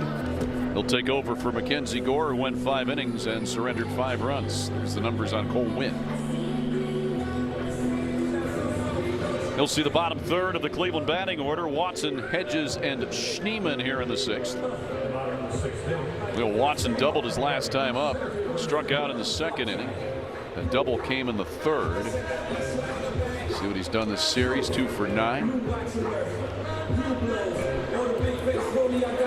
It's so important for Khalil Watson to just continue to put things in the memory bank. It's that one in the air to short right center. Coming on is Smith in center field. Really, that's Osuna now has moved over there. Smith is in left, as you can see the changes after Smith pinch hit last inning. All right, Austin Hedges coming to the plate. He got the scoring started in the 2nd with a nice safety squeeze. Perfectly executed here. Just get the ball on the ground. Even better read by Brian Rocchio, seeing the baseball on the ground, taken off, and a great slide there at home plate. You can see Hedgie likes it. He knows what's up. Certainly does. Austin Hedges, you know, he just finds a way a lot of times to win. He's one of those guys that, okay, if I've got a bunt, he's a winning player. Yeah, he's a winning player. He's willing to do whatever it will take. Smart one too. Did you see what he just did? Called that timeout to give everybody a little bit of a breather. Now he's mad that he just swung at the first pitch. He did it so he can help his guys out, but then he swung at the first pitch. So he's out for the 2nd out. 2 pitches, 2 outs for Winn, and now Schneemann the bat. I think he's got to take one here, Al. I would imagine. So. Maybe 2. He might get fined a lot of money if he doesn't. Unless he hits a home run on the first pitch, then that's okay. He still might get a talking to. Fair point. So 2 pitches, 2 outs. Daniel Schneemann at the plate, likely taking here. And he does for a strike. Of course, Winn is wise to that as well. So 0-1 to Daniel Schneemann. Walked and scored back in the 2nd inning. Rounded out to first his last time up. 1-1 the count here. Daniel Schneemann getting the start at 2nd base today, with Travis Bazzana getting the day off. Proving the super utility players are still alive. Absolutely. 2-1. Got 2 of the best here because Durant has been pretty good at playing all over the place for Texas, and with their injuries, that's been huge. That he can play all over the field for them. Well, it gets you in the lineup. Absolutely. Plain and simple. You got a guy that you can comfortably put anywhere, and you can put Schneemann any of the 3 outfield positions. Well, really what we're seeing, 2nd, 3rd, or short. Yeah. I'm sorry about that, but really what we're seeing throughout baseball, Al, is that, you know, those super utility guys are becoming everyday guys. I mean, we see Schneemann in the lineup 5 to 6 days out of the week because he can help so many different positions. Yep. Told you I played in the wrong era. You did. Said that about a lot of things, sir. All true. Grounded to first is the final out of the 6th. 3 up, 3 down go the Guardians. We head to the 7th. 5-3, Cleveland by 2. Opening. This copyrighted telecast is presented by authority of the Cleveland Guardians and may not be reproduced or retransmitted in any form. And the accounts and descriptions of this game may not be disseminated without the express written consent of the Cleveland Guardians. Top of the 7th inning in Cleveland, 5-3 Guardians. Some of the fans dealing with the heat here today, finding shade as best they can. And if you look around the ballpark, the shaded parts are full. The sunny parts, well, they've got some empty seats there. Pretty good crowd today. Yeah, no kidding. Hunter Gaddis on for Cleveland, Chris. I'm excited for this. This is a great opportunity again for Hunter Gaddis to come in here. Hasn't thrown a ton here the last few days out. And he's going to go through the heart of this order. Yep, hitters 3, 4, and 5. Duran, who hits one back toward us, but a little low. Berger and Higashioka, the 3, 4, and 5 hitters do. Hunter Gaddis mainly will throw the slider. Uses that 50% of the time. The four-seamer 30%. As a changeup, he uses 18%. And he's toyed with the splitter on occasion. Just 2% usage there. And he gets ahead of Duran 0-2. Well, he's ahead now. Now he can go for this punch out if he really truly wants it. He's got that type of stuff that he can get quick outs on the ground, but he's also swing and miss type stuff as well, as he's continued to prove that the last few years. Here's the 0-2 pitch. A line drive to right, and that's a base hit. What a great at bat by Ezekiel Duran. Down 0-2, simply goes with the pitch to line it to right for his 3rd hit of the day. Let's go down to Andre. Well, Al, we were talking earlier about when you have, you stand up for your city, and Chris was doing that back in 2013, and look what ended up happening because Thanks, of it. man. Yeah. Courtesy Andre, that was what it looked like in 2016, brother. That's what it looked like in 2016. Just imagine what it looks like now. Michael Brantley somewhere in Florida laughing. Yes, he is. Thank you, Michael. Looks like a little bit of field turf there. That was early on, too. Yeah, it was early. I don't think it got progressively worse. I don't think he let me take any more pictures after that. It got to the point where Tito told me every time I walked by his office, he'd be in some, not choice words, but put a hat on, please. You're making us all look bad. I still see some remnants up there. You don't see anything. You need to get your eyes checked. What you need. He shaves every morning now. We got to get him a commercial. I don't know, Andre. I see some. I know. I got a nice little. Chris, I will hold. It's called the head blade. Works good. I will hold that picture for the rest of my life. Just wait. Wait till I get a hold of your phone. Uh-oh.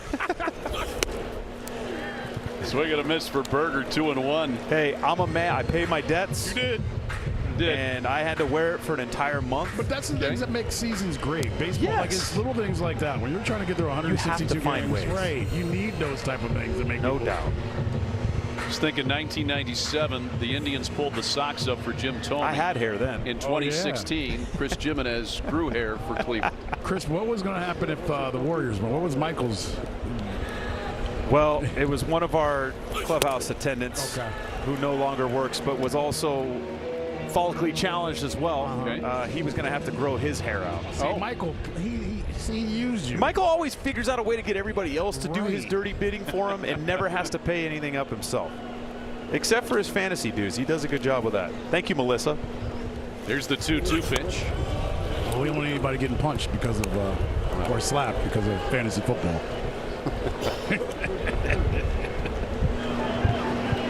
Full count now to Jake Berger. Here in the 7th inning.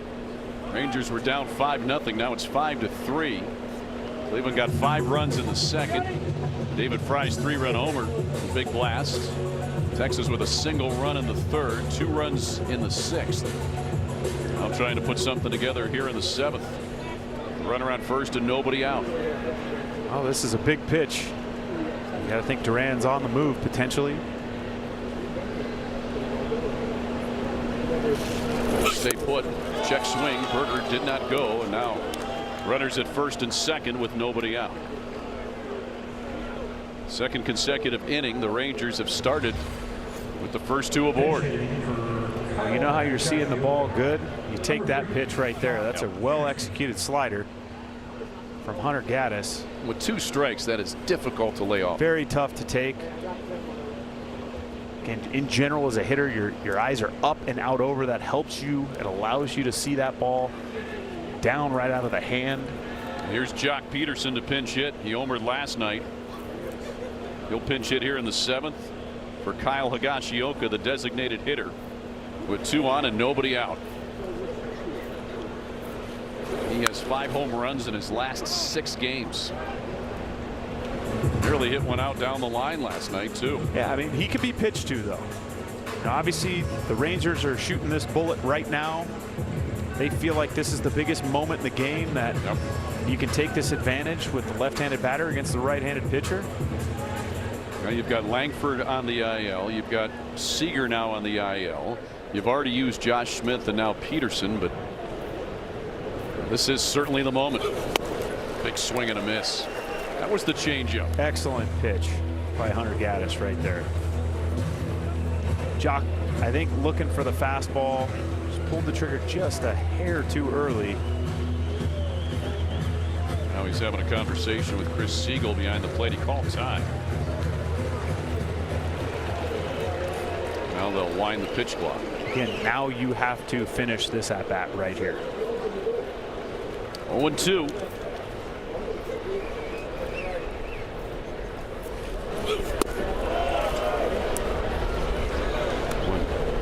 Just below the strike zone. Just a little bit, yeah.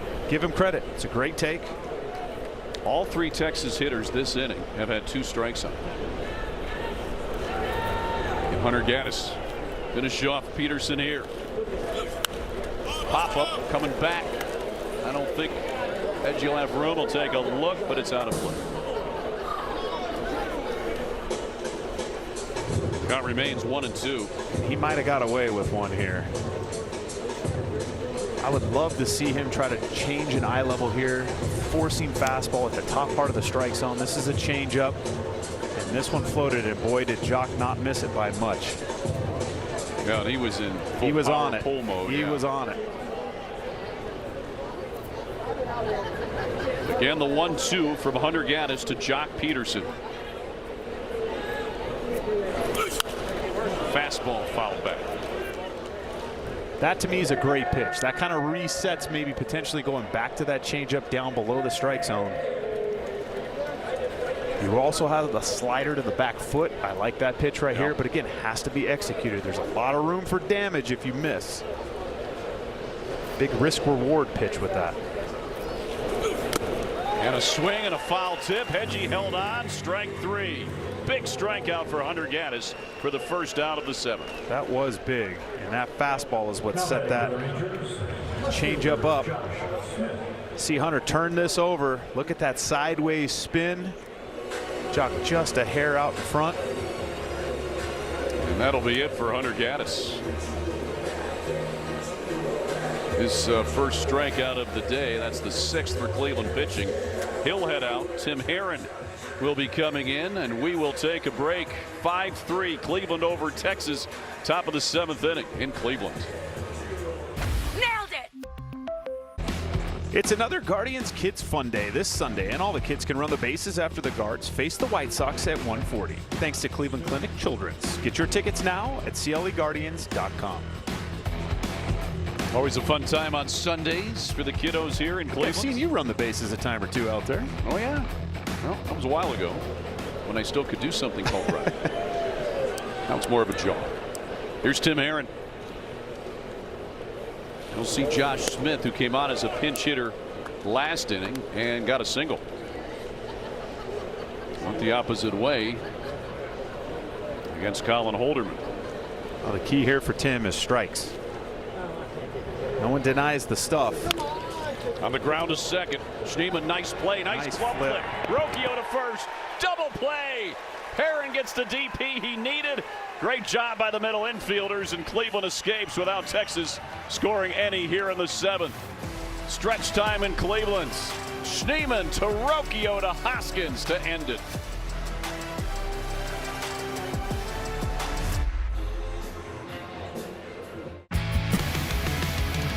take a look at our Chevy drive of the game. David Fry back in the second inning, 3-run homer. He came up big when the team needed him the most. Again, not your prototypical leadoff hitter, but you keep taking swings like that, man, you're going to find yourself in the leadoff spot a little bit more. There you go. That made it 5-0 at the time. 5-3 now here in the bottom of the 7th. And Fry, who was set to lead off this inning, will be lifted for a pinch hitter, Stephen Kwan. You'll see Cole Winn working into his second inning of relief.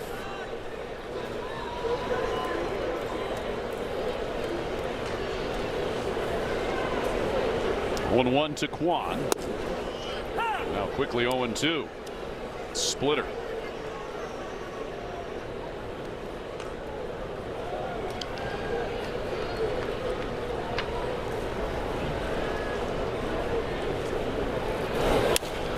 Kwan to left field. That one is going to drop. There you go. And go to the wall. Kwan is on his way to second. Thinking about third. He will. He'll make it as they're having trouble in left field. He slides into third, though, and he's aboard with a leadoff triple here in the 7th inning, as Smith was struggling in left field with that one. Well, you talk about a swing that could get a guy going. That could be the one that Stephen Kwan needed. On an 0-2 count, Josh Smith with a heck of an effort.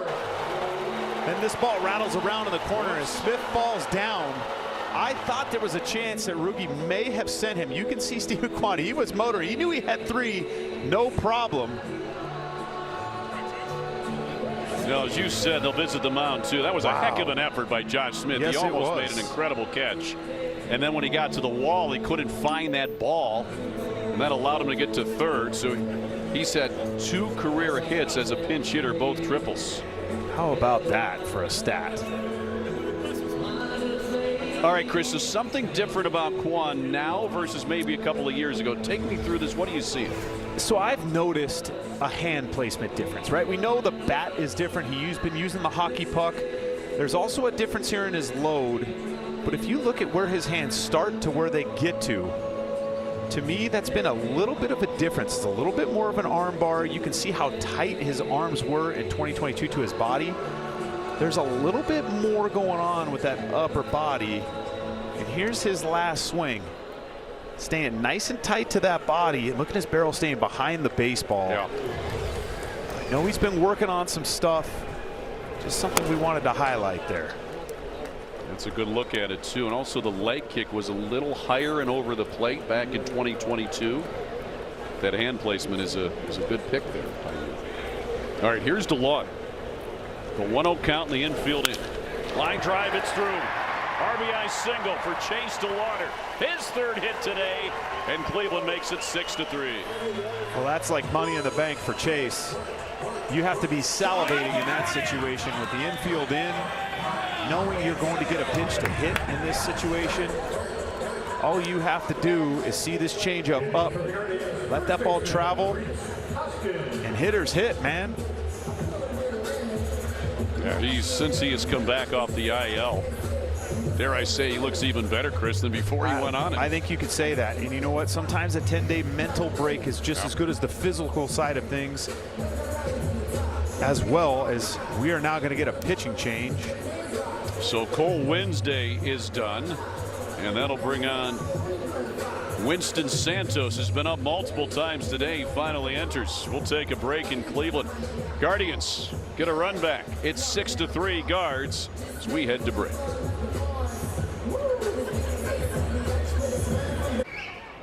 They're fired. Well, this is cool. The Guardians will honor both Larry Doby and Cleveland's African-American community Sunday at the 2nd annual Black Excellence Celebration presented by Nestle. It will be an afternoon of special performances, giveaways, and more. Get your tickets at cleguardians.com/Black Excellence. Major League debut for Winston Santos right here for the Texas Rangers as he comes in relief of Cole Winn. The runner on first and nobody out. By the way, that last hit for Chase DeLauder, 105 plus off the bat, 105.4, highest exit velo today for either side. Here is Rhys Hoskins. He takes that slider a little bit low for ball 1. Reese with a couple of strikeouts and a flyout, but it seems that every time he's been up. You get a look at Santos's numbers from Double-A Frisco. Hoskins has put together some pretty good at bats and gone deep in the counts. Yeah, I mean, he's continuing to prove why he has value on this team. There goes DeLauder. Throw down to second base, not in time. He is safe with a stolen base, his third of the year. It's a great time to go. This is a high leg kick, something Sandy obviously identified. Look at the slide here. Coming around the backside, staying on the bag, holding the bag with that foot.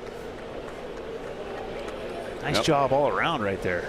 Yeah, very good slide by Chase DeLauder.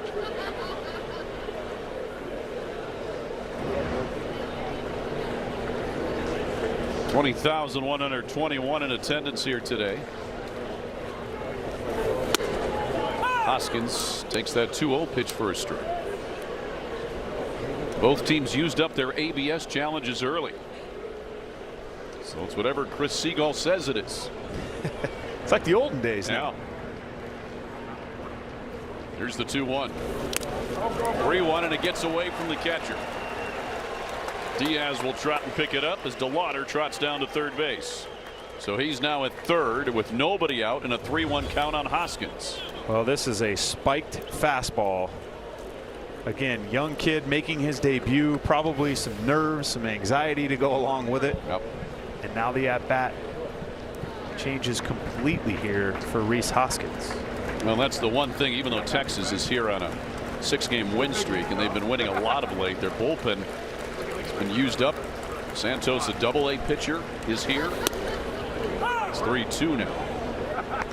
There's only so many places Skip Schumacher can go now. Yeah, that puts you as a manager in a tough spot, but at the same point, these guys have gotten themselves to this level. Yep, true. You've got to trust in the guys you've got. May not necessarily be the ones you want in these particular situations all the time, but you kind of got to go with what you got. Infield in for Hoskins, full count. DeLauder at third base. Nobody out.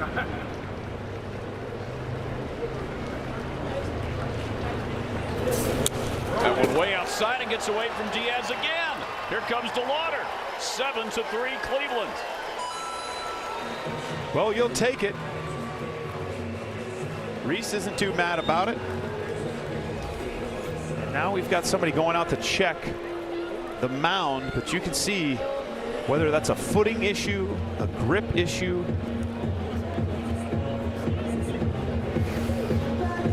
Well, they're taking a look at it here. There's a good shot by our Yeah, they want crew. the grounds crew to come in, I think, and take a peek.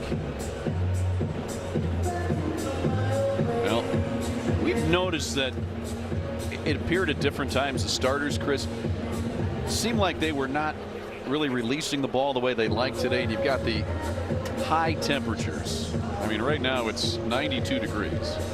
Heat index makes it a little warm. So tough to get a grip. You don't have much breeze here, but now the footings, first time we've had to take a look at that. Yeah, I mean, to me, most of what we saw earlier was, again, just trying to get a feel for the baseball, trying to get a grip any way you possibly can. And there is such a thing, too, as too much rosin. That stuff gets really sticky. That's a good when point. you're sweating a lot, and you could be seeing a situation like that here. All right, well, they come out and work on the mound. Let's take a look at our Bet365 out-of-town scoreboard. So they'll work on that footing just in front of the rubber. It's a final. The Orioles finally beat the White Sox. There we 6-1. go. We needed that one. That one's from Thanks, Albie. Earlier today, right on. Your old friend. Nationals all over the Red Sox at Fenway Park through 6. Tigers leading the Yankees. How about the Tigers with the Yankees? They just have New York's number. Yeah, New York's been on a little bit of a funk. Yeah. Some guys are sick today, Chris. I found out from the Yankees. Ah. So some guys had some food poisoning, but it could be schoolboy poisoning. Yeah. I've seen that happen before. It happens, right? Day after school, everybody wants to stay inside. A day game in New York can do that to you. That's true. I will say this. You did the promo for the White Sox coming to town tomorrow. We got a 4-game set, Al.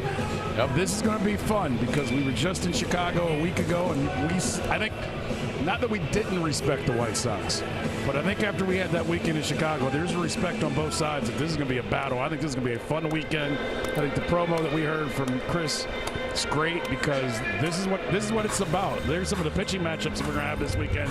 On the 4-game set, you see everybody pretty much. You see Davis Martin tomorrow with Slade. Anthony Kay we saw last week against Gavin. That'll be a great one with the lefty. Then Sean Burke, who is nasty to me, Chris. And Eric Fetty. Now, will Fetty have an opener is a big question, boys, on Sunday. I honestly, I would imagine he would. That's what they've done, the last 3 times out. That's exactly right. And like you mentioned, Andre, you're going to see everybody's best at this point on. And that's something the White Sox are going to have to get used to, too. It's one thing to chase the hunted, but when you're actually the hunted, puts a little different set of stresses on you. But advantage Cleveland because we've been in both roles. No doubt. And the White Sox haven't been hunted for a while. A long time. It's their first experience going through this. When I was once a young pup, somebody told me something about ignorance is bliss. Yeah. I understand it a little bit better now. They got so many young guys, I don't think they even realize what they're in for the rest of the season just yet. Oh, it's just beginning for them, that's for sure. Our coverage will begin tomorrow night at 6 with Guardians pregame, so make sure you join us. Big 4-game set with the White Sox in town. Here's Manzardo. We've got them on good to go for Santos. That one is on the corner, inside corner for a strike. Kyle today 1 for 3, had a single back in the 3rd inning. Had that 2-run homer last night. Leads the active roster with 10 home runs this year.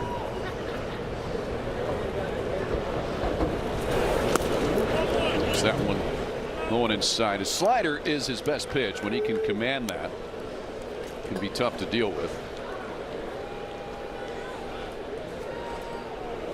So 1-1 with Hoskins at first base. Still nobody out here in the 7th. 2 runs already in for Cleveland. In the air to left field. Smith makes the catch for the first out.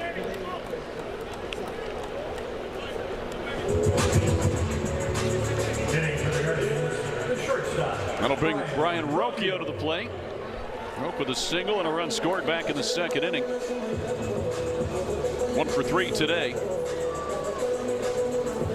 Look at his first look. Winston Santos trying to go 400 for the series and get a hit here.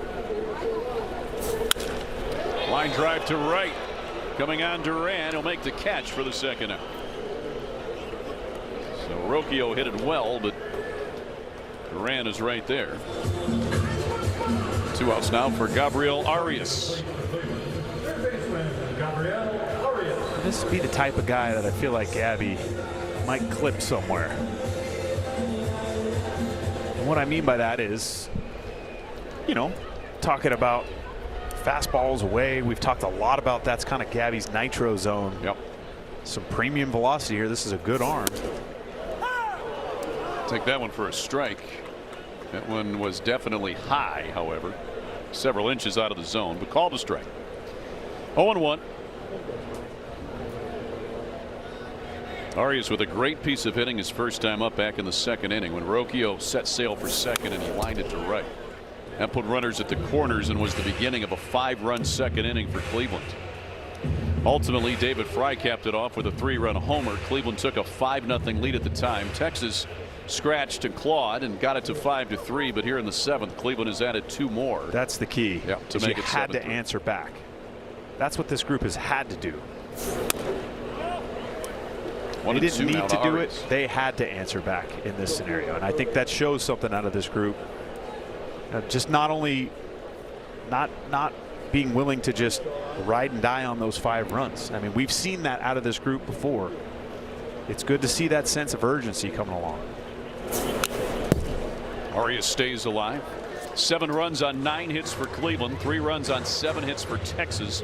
Both sides have played errorless ball. The big number on the scoreboard is the left on base.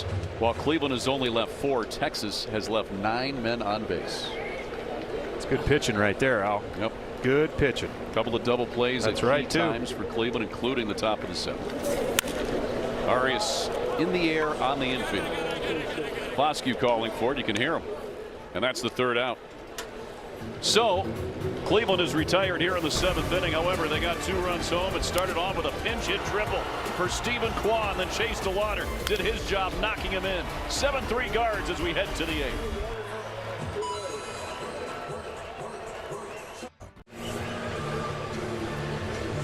Seven-3 Guardians as we head to the top of the 8th inning, and Cleveland brings on its 5th pitcher of the day. It's the big lefty Eric Sabrowski. Again, good opportunity for Eric to get himself back on track since he's come back from the injured list. Just hasn't looked as good or as crisp as he did before. Standard in that procedure, though. We'll see the bottom third of the Ranger batting order with Osuna, Diaz, and Lopez due. 2 of those 3 being left-handed, but again, Eric Sabrowski, you don't necessarily worry about that as much. High in the air to left. Kwan, who came on as a pinch hitter and stays in and left, runs that one down for the first out. Take a look at our key bank, key play of the game. Top of the 7th inning when Cleveland needed a double play. They got it. They absolutely got it. Fantastic feed there by Daniel Schneemann with the glove flip to Brian Rocchio to finish off the play. It came in a big situation, and Timmy was fired up. Now, when you say roll 2, that was it right there. Cleveland got the 2 they needed to get out of it, and then they scored 2 in the bottom of the 7th to push the lead back out to 4 as Diaz looks at strike 1 from Sabrowski. Rocchio working it there with Schneemann.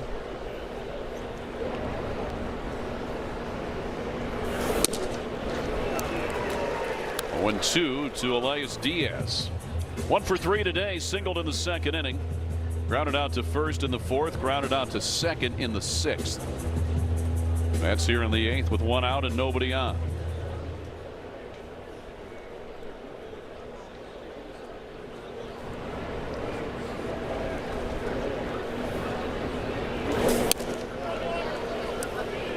One and 2 to Diaz.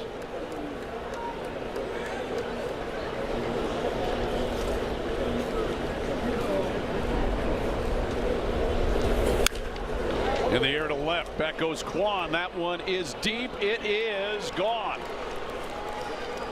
Diaz with a solo home run to left with 1 out here in the 8th inning makes it 7-4 Cleveland. Well, Texas may not be ready to give up just quite yet. This ball was hit very, very hard and a long way. His 3rd home run of the season. Let's take a look. It's a hanging breaking ball. Again, we saw Jock Peterson do something very similar to that last night. And usually those have a tendency to go a long ways. So that'll bring Nicky Lopez to the plate, who doubled his last time up in the 6th, was hit by a pitch in the 4th. So he's reached twice today. Bats with 1 out. Nobody on here in the 8th with the run home on the Diaz home run.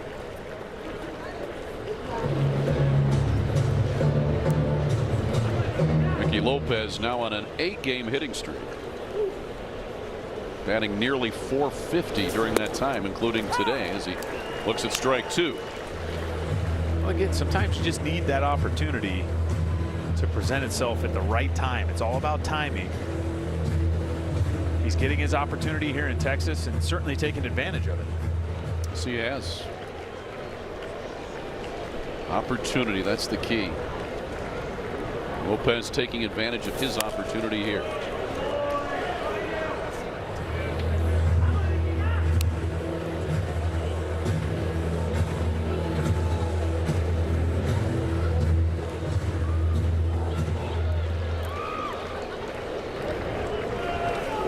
Again, the 1-2 coming from Eric Sabrowski.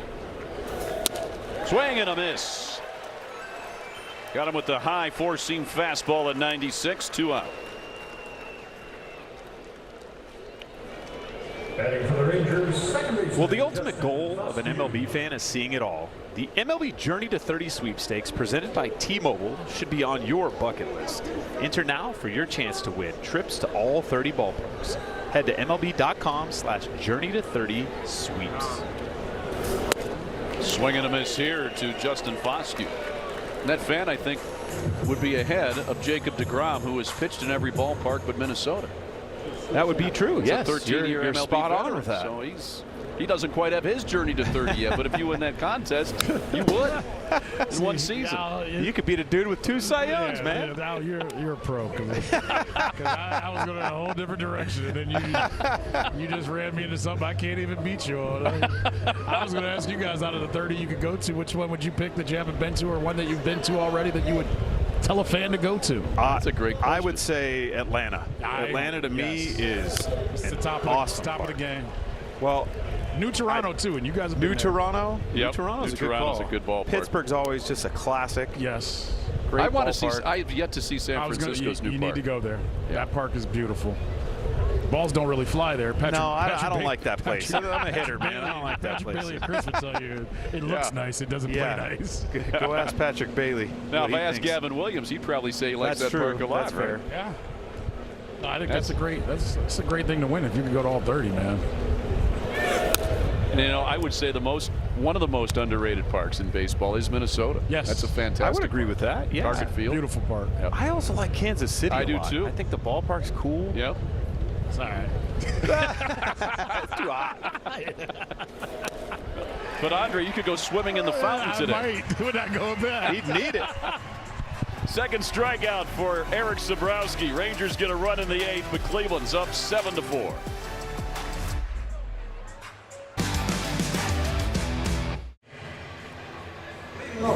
Fans doing their best to stay cool here today.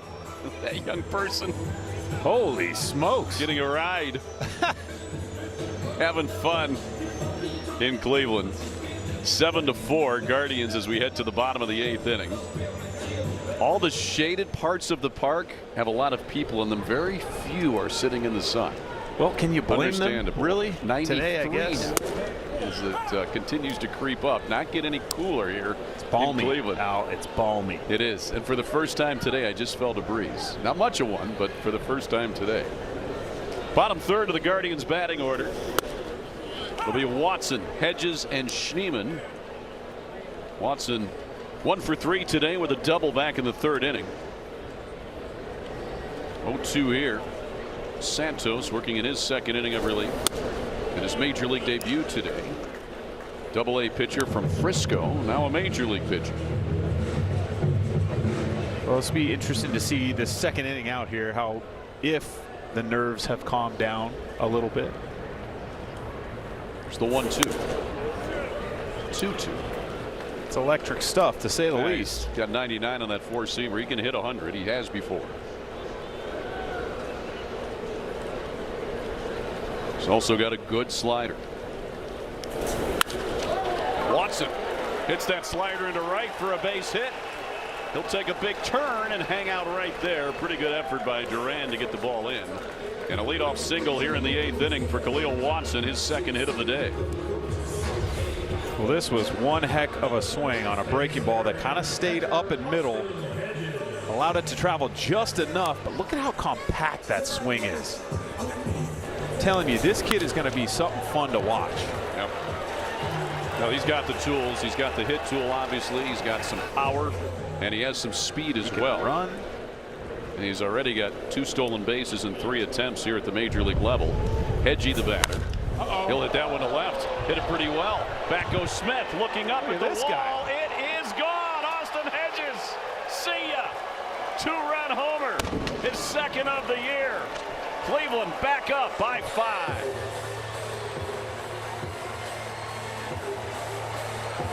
Well, that had to feel really good for Austin Hedges.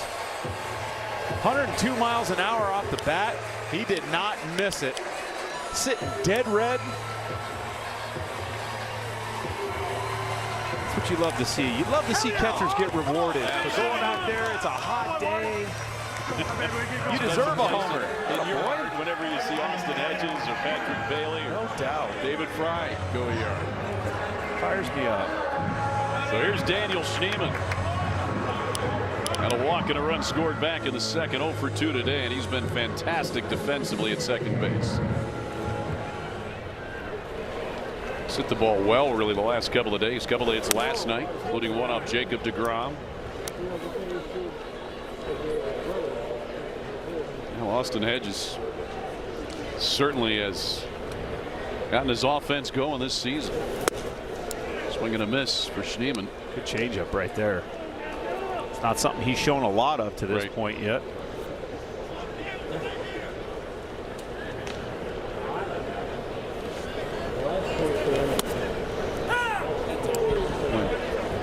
Slider just caught the upper part of the strike zone.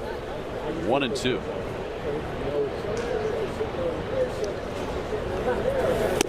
Got a swing and a miss. So Daniel Schneemann down on strikes for the first out of the inning. Austin Hedges here. Chris, what did you like? Well, I love that he jumped on the heater down and in, but could keep his head down, stay through that ball and impact. You think he knew he got it? Yeah, I think so. Great swing. Yeah, David Fry saying, "Up, catcher's day today." Fry hit one. Now need more days like that. Stephen Kwan 1 for 1 with the triple pinch hit. The 7th inning. That was a big triple at the time. It was only 5-3, and Texas appeared to have some momentum. Stephen Kwan stopped it in its tracks with that triple, and then he came home on the Chase DeLauder single. Well, give this offense a lot of credit today. They have not allowed the Texas Rangers to continue to creep and crawl back into this game. They've done a great job of every time answering the bell. Kwan making a bid for that left field line again. This time Smith is able to run it down as he got a beat on it from the jump. And that's the second out of the 8th inning. So 2 outs for Chase DeLauder, who's looking for a 4-hit day. Doubled in the first, singled in the 4th, singled in the 7th, knocking in Stephen Kwan. Batting .500 for this series against Texas. Boy, it's nice to have him back, isn't it? I was just going to say the same thing. Just changes the lineup, gets you another really quality bat in there that got to be careful with if you're the opposition. No doubt. It's somebody that can hit the ball to all parts of the ballpark. We've seen the power potential come out, but just continues to grind out at bats. That one foul. He never gives it at bat away. No. And oh yeah, by the way, he hits the ball extremely hard. I just like the fact how willing he is to go to the opposite field. Yeah. For such a young hitter, he's got such an advanced approach at the plate. It certainly does. That's he did say hitting's his thing, man. Right? Might be my favorite quote of the year. It's the best quote, but you know what? It was. We were together in Seattle when he told us that. Yeah. But to take it a step further, remember he was talking about Watson yesterday and saying, hey, he's not just a power hitter, he's a hitter as well. It's almost like and they're two different sizes, but they've got a lot of the same characteristics when they're in the box. They're hitters that were born that way. Yeah. He's just a good pure hitter that has power. He's not necessarily a power hitter that occasionally gets a base hit. That's a really good way of putting it. I mean, he's a big kid, so he's got power just because of that. Ground is short. Lopez will throw him out. Still a pretty good day for DeLauder, 3 for 5, and a pretty good day for this guy, Austin Hedges. See you later. His second home run. Cleveland with a 9-4 lead as we go to the 9th. We have the meat. Well, how about the Guardians defense today, especially at second base? Daniel Schneemann, he's made some nice ones. Our defensive plays of the game. Schnee. He's been busy. And this is a young man that can play pretty much any position on the field. And he is showing you exactly why Stephen Vogt trusts him. Love the glove flip there on that DP, man. Fantastic. You got to be real confident in your abilities to be able to do that in a situation like that as well. And it was a perfect flip, and really the only thing he could do to get that double play. Had to get it to Rocchio quickly, and that really changed the way this game was going. The top of the 7th, Texas started off that inning with 2 outs, or rather 2 runners on, with nobody out, only down 2. They were able to get out of it. Runners at first and third and 1 out with that double play by Schneemann and Rocchio. Here's Matt Festa, Cleveland's new pitcher. Josh Young, the first batter he'll face. Duran and Berger are the next 2 scheduled hitters. Young today with a couple of walks, couple of strikeouts.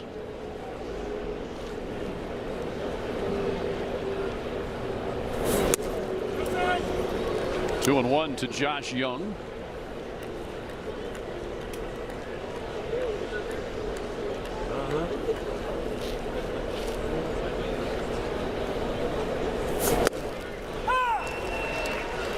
Good sinker right there out of Festa. Again, this is a guy that's thrown a lot for Stephen Vogt. On the ground, a short. Rocchio. One out here in the 9th inning.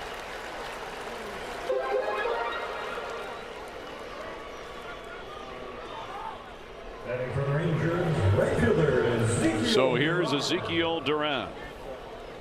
He's got a couple of, actually 3 hits today. He's 3 for 4. So Duran looking for that 4-hit day. Hitting in the 3rd slot. Nice pitch by Matt Festa.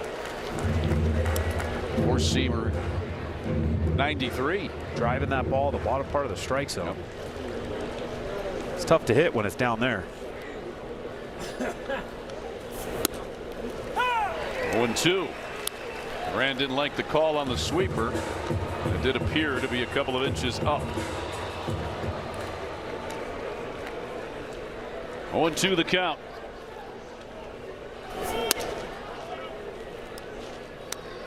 Cutter a little high.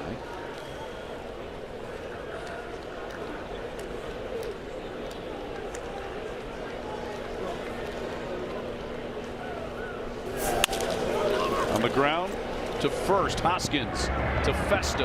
2 outs. Perfect flip right there by Rhys Hoskins, too.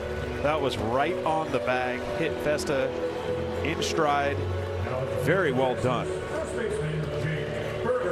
So 1 more out for Cleveland to get the win today. Jake Berger to the plate. 0 for 3 with the walk and a couple of strikeouts. Tip of the hat to the 20,000 plus here today who have battled the heat and enjoyed this one for Cleveland. I wonder if ice cream sales have gone up today. Do you think so? Those popsicles, ices. In the air to left. Kwan going back. On the track. Makes the catch. And the game is over. Cleveland a winner 9-4. And a 3-up, 3-down 9th inning for Matt Festa. Well, this was all offense today. Joey Cantillo set it up. Gave this offense an opportunity to continue to chip away, and boy did they ever. This was a big offensive outburst. And if you ask me, coming off the last 2 games these 2 teams have played, I think this offense really needed a 9 spot like this. Well, they certainly did. They get the win over Texas. They avoid the sweep. And now the Chicago White Sox come to town to open up a big 4-game series tomorrow night. 6:40 is first pitch tomorrow night. We're with you at 6 o'clock for Guardians pregame, so make sure you join us for that. An important series now here in July. The 2 teams that have been going back and forth at the top of the Central Division for most of this year. Coming up after tonight's game, don't forget to stick around here as Kaylee Griffin and Austin Jackson have the Guardians post game for you. We're waiting on Austin Hedges. Hope to hear from him. He had the safety squeeze. Big day for Hedgie. Yeah, back in the 2nd inning. Got Cleveland on the board and then hit that 2-run homer in the 8th. All while probably losing 15 pounds in the process. At least. No question about that. A hot day in Cleveland. One of the hottest. Still might make it to an all-time high. The all-time high for July 1st in Cleveland, 95 in 1941. As far as I know, 93, which is where we're at right now, has been the high. So well, hey, I'm good with it sticking right here. So Cleveland will try to continue their winning ways tomorrow night against the Chicago White Sox. Let's go down to Andre now, who's with Hedgie. Well, thank you very much, Al. Austin, on this hot day, man, we had to get you over here just slaving away behind there. How does it feel to catch in this type of weather? Feels great. Love the heat. Just glad to see the boys play good. Big win for us. On to the White Sox. Talk about keeping Joey Cantillo. Seemed like today it was a struggle to find what he needed to do, but you were able to get him through those innings. What did he do so well to be able to do that? I mean, he's just got such nasty stuff. I just try to keep a good mix, try and get ahead, and that's exactly what he did, and that's a winning performance. Offensively, when you don't get that safety squeeze down the first pitch, in your mind, and I say this for the kids out there because bunting can be difficult, what did you do in that second attempt to make sure you got it down? Nothing different. You know, should have got the first one down, but on to the next one. You know, you move on, you respond, and got a job to do, and I was glad I was able to get the job done. Talk about the defense. You guys turned a ton of double plays, and Schneemann, who plays all over the place, made one of the bigger ones. So what does that say about this team and able to have a guy like that play all over? Oh man, I mean, that guy deserves the utility Gold Glove. He's really special to this group of guys. We love playing with him out there, but our whole team, they've been working so hard, offense and defense, and I feel like the boys are right where we need to be. You mentioned what's coming up this weekend. Tell these fans how important it is to have them out here for this weekend. And we need you guys. We need you guys this weekend. Big series against the Sox. We're going to go win that series. Hedgie, we appreciate your time. Great job. Yeah, thank you. Andre, thanks. Austin Hedges with a key game today. 3 runs batted in for the Guards catchers as they top Texas 9-4, and it's nice to see Cleveland get this win here today. Yeah, again, they needed this outburst offensively. I think this, you know, throws a little bit of the pressure relief valve for this group, and hopefully they can just continue this momentum that they've built today onto this big series this weekend. All right, stay tuned. Coming up next, Kaylee Griffin, Austin Jackson, Guardians postgame. 9-4 the final today. Anthony Giassi directed it. Jim Murphy produced. For Chris Jimenez and Andre Knott, I'm Al Pulowski. Stay tuned for the postgame. We'll talk to you tomorrow night at 6. Until then, have a good one. So I hammered the rudder.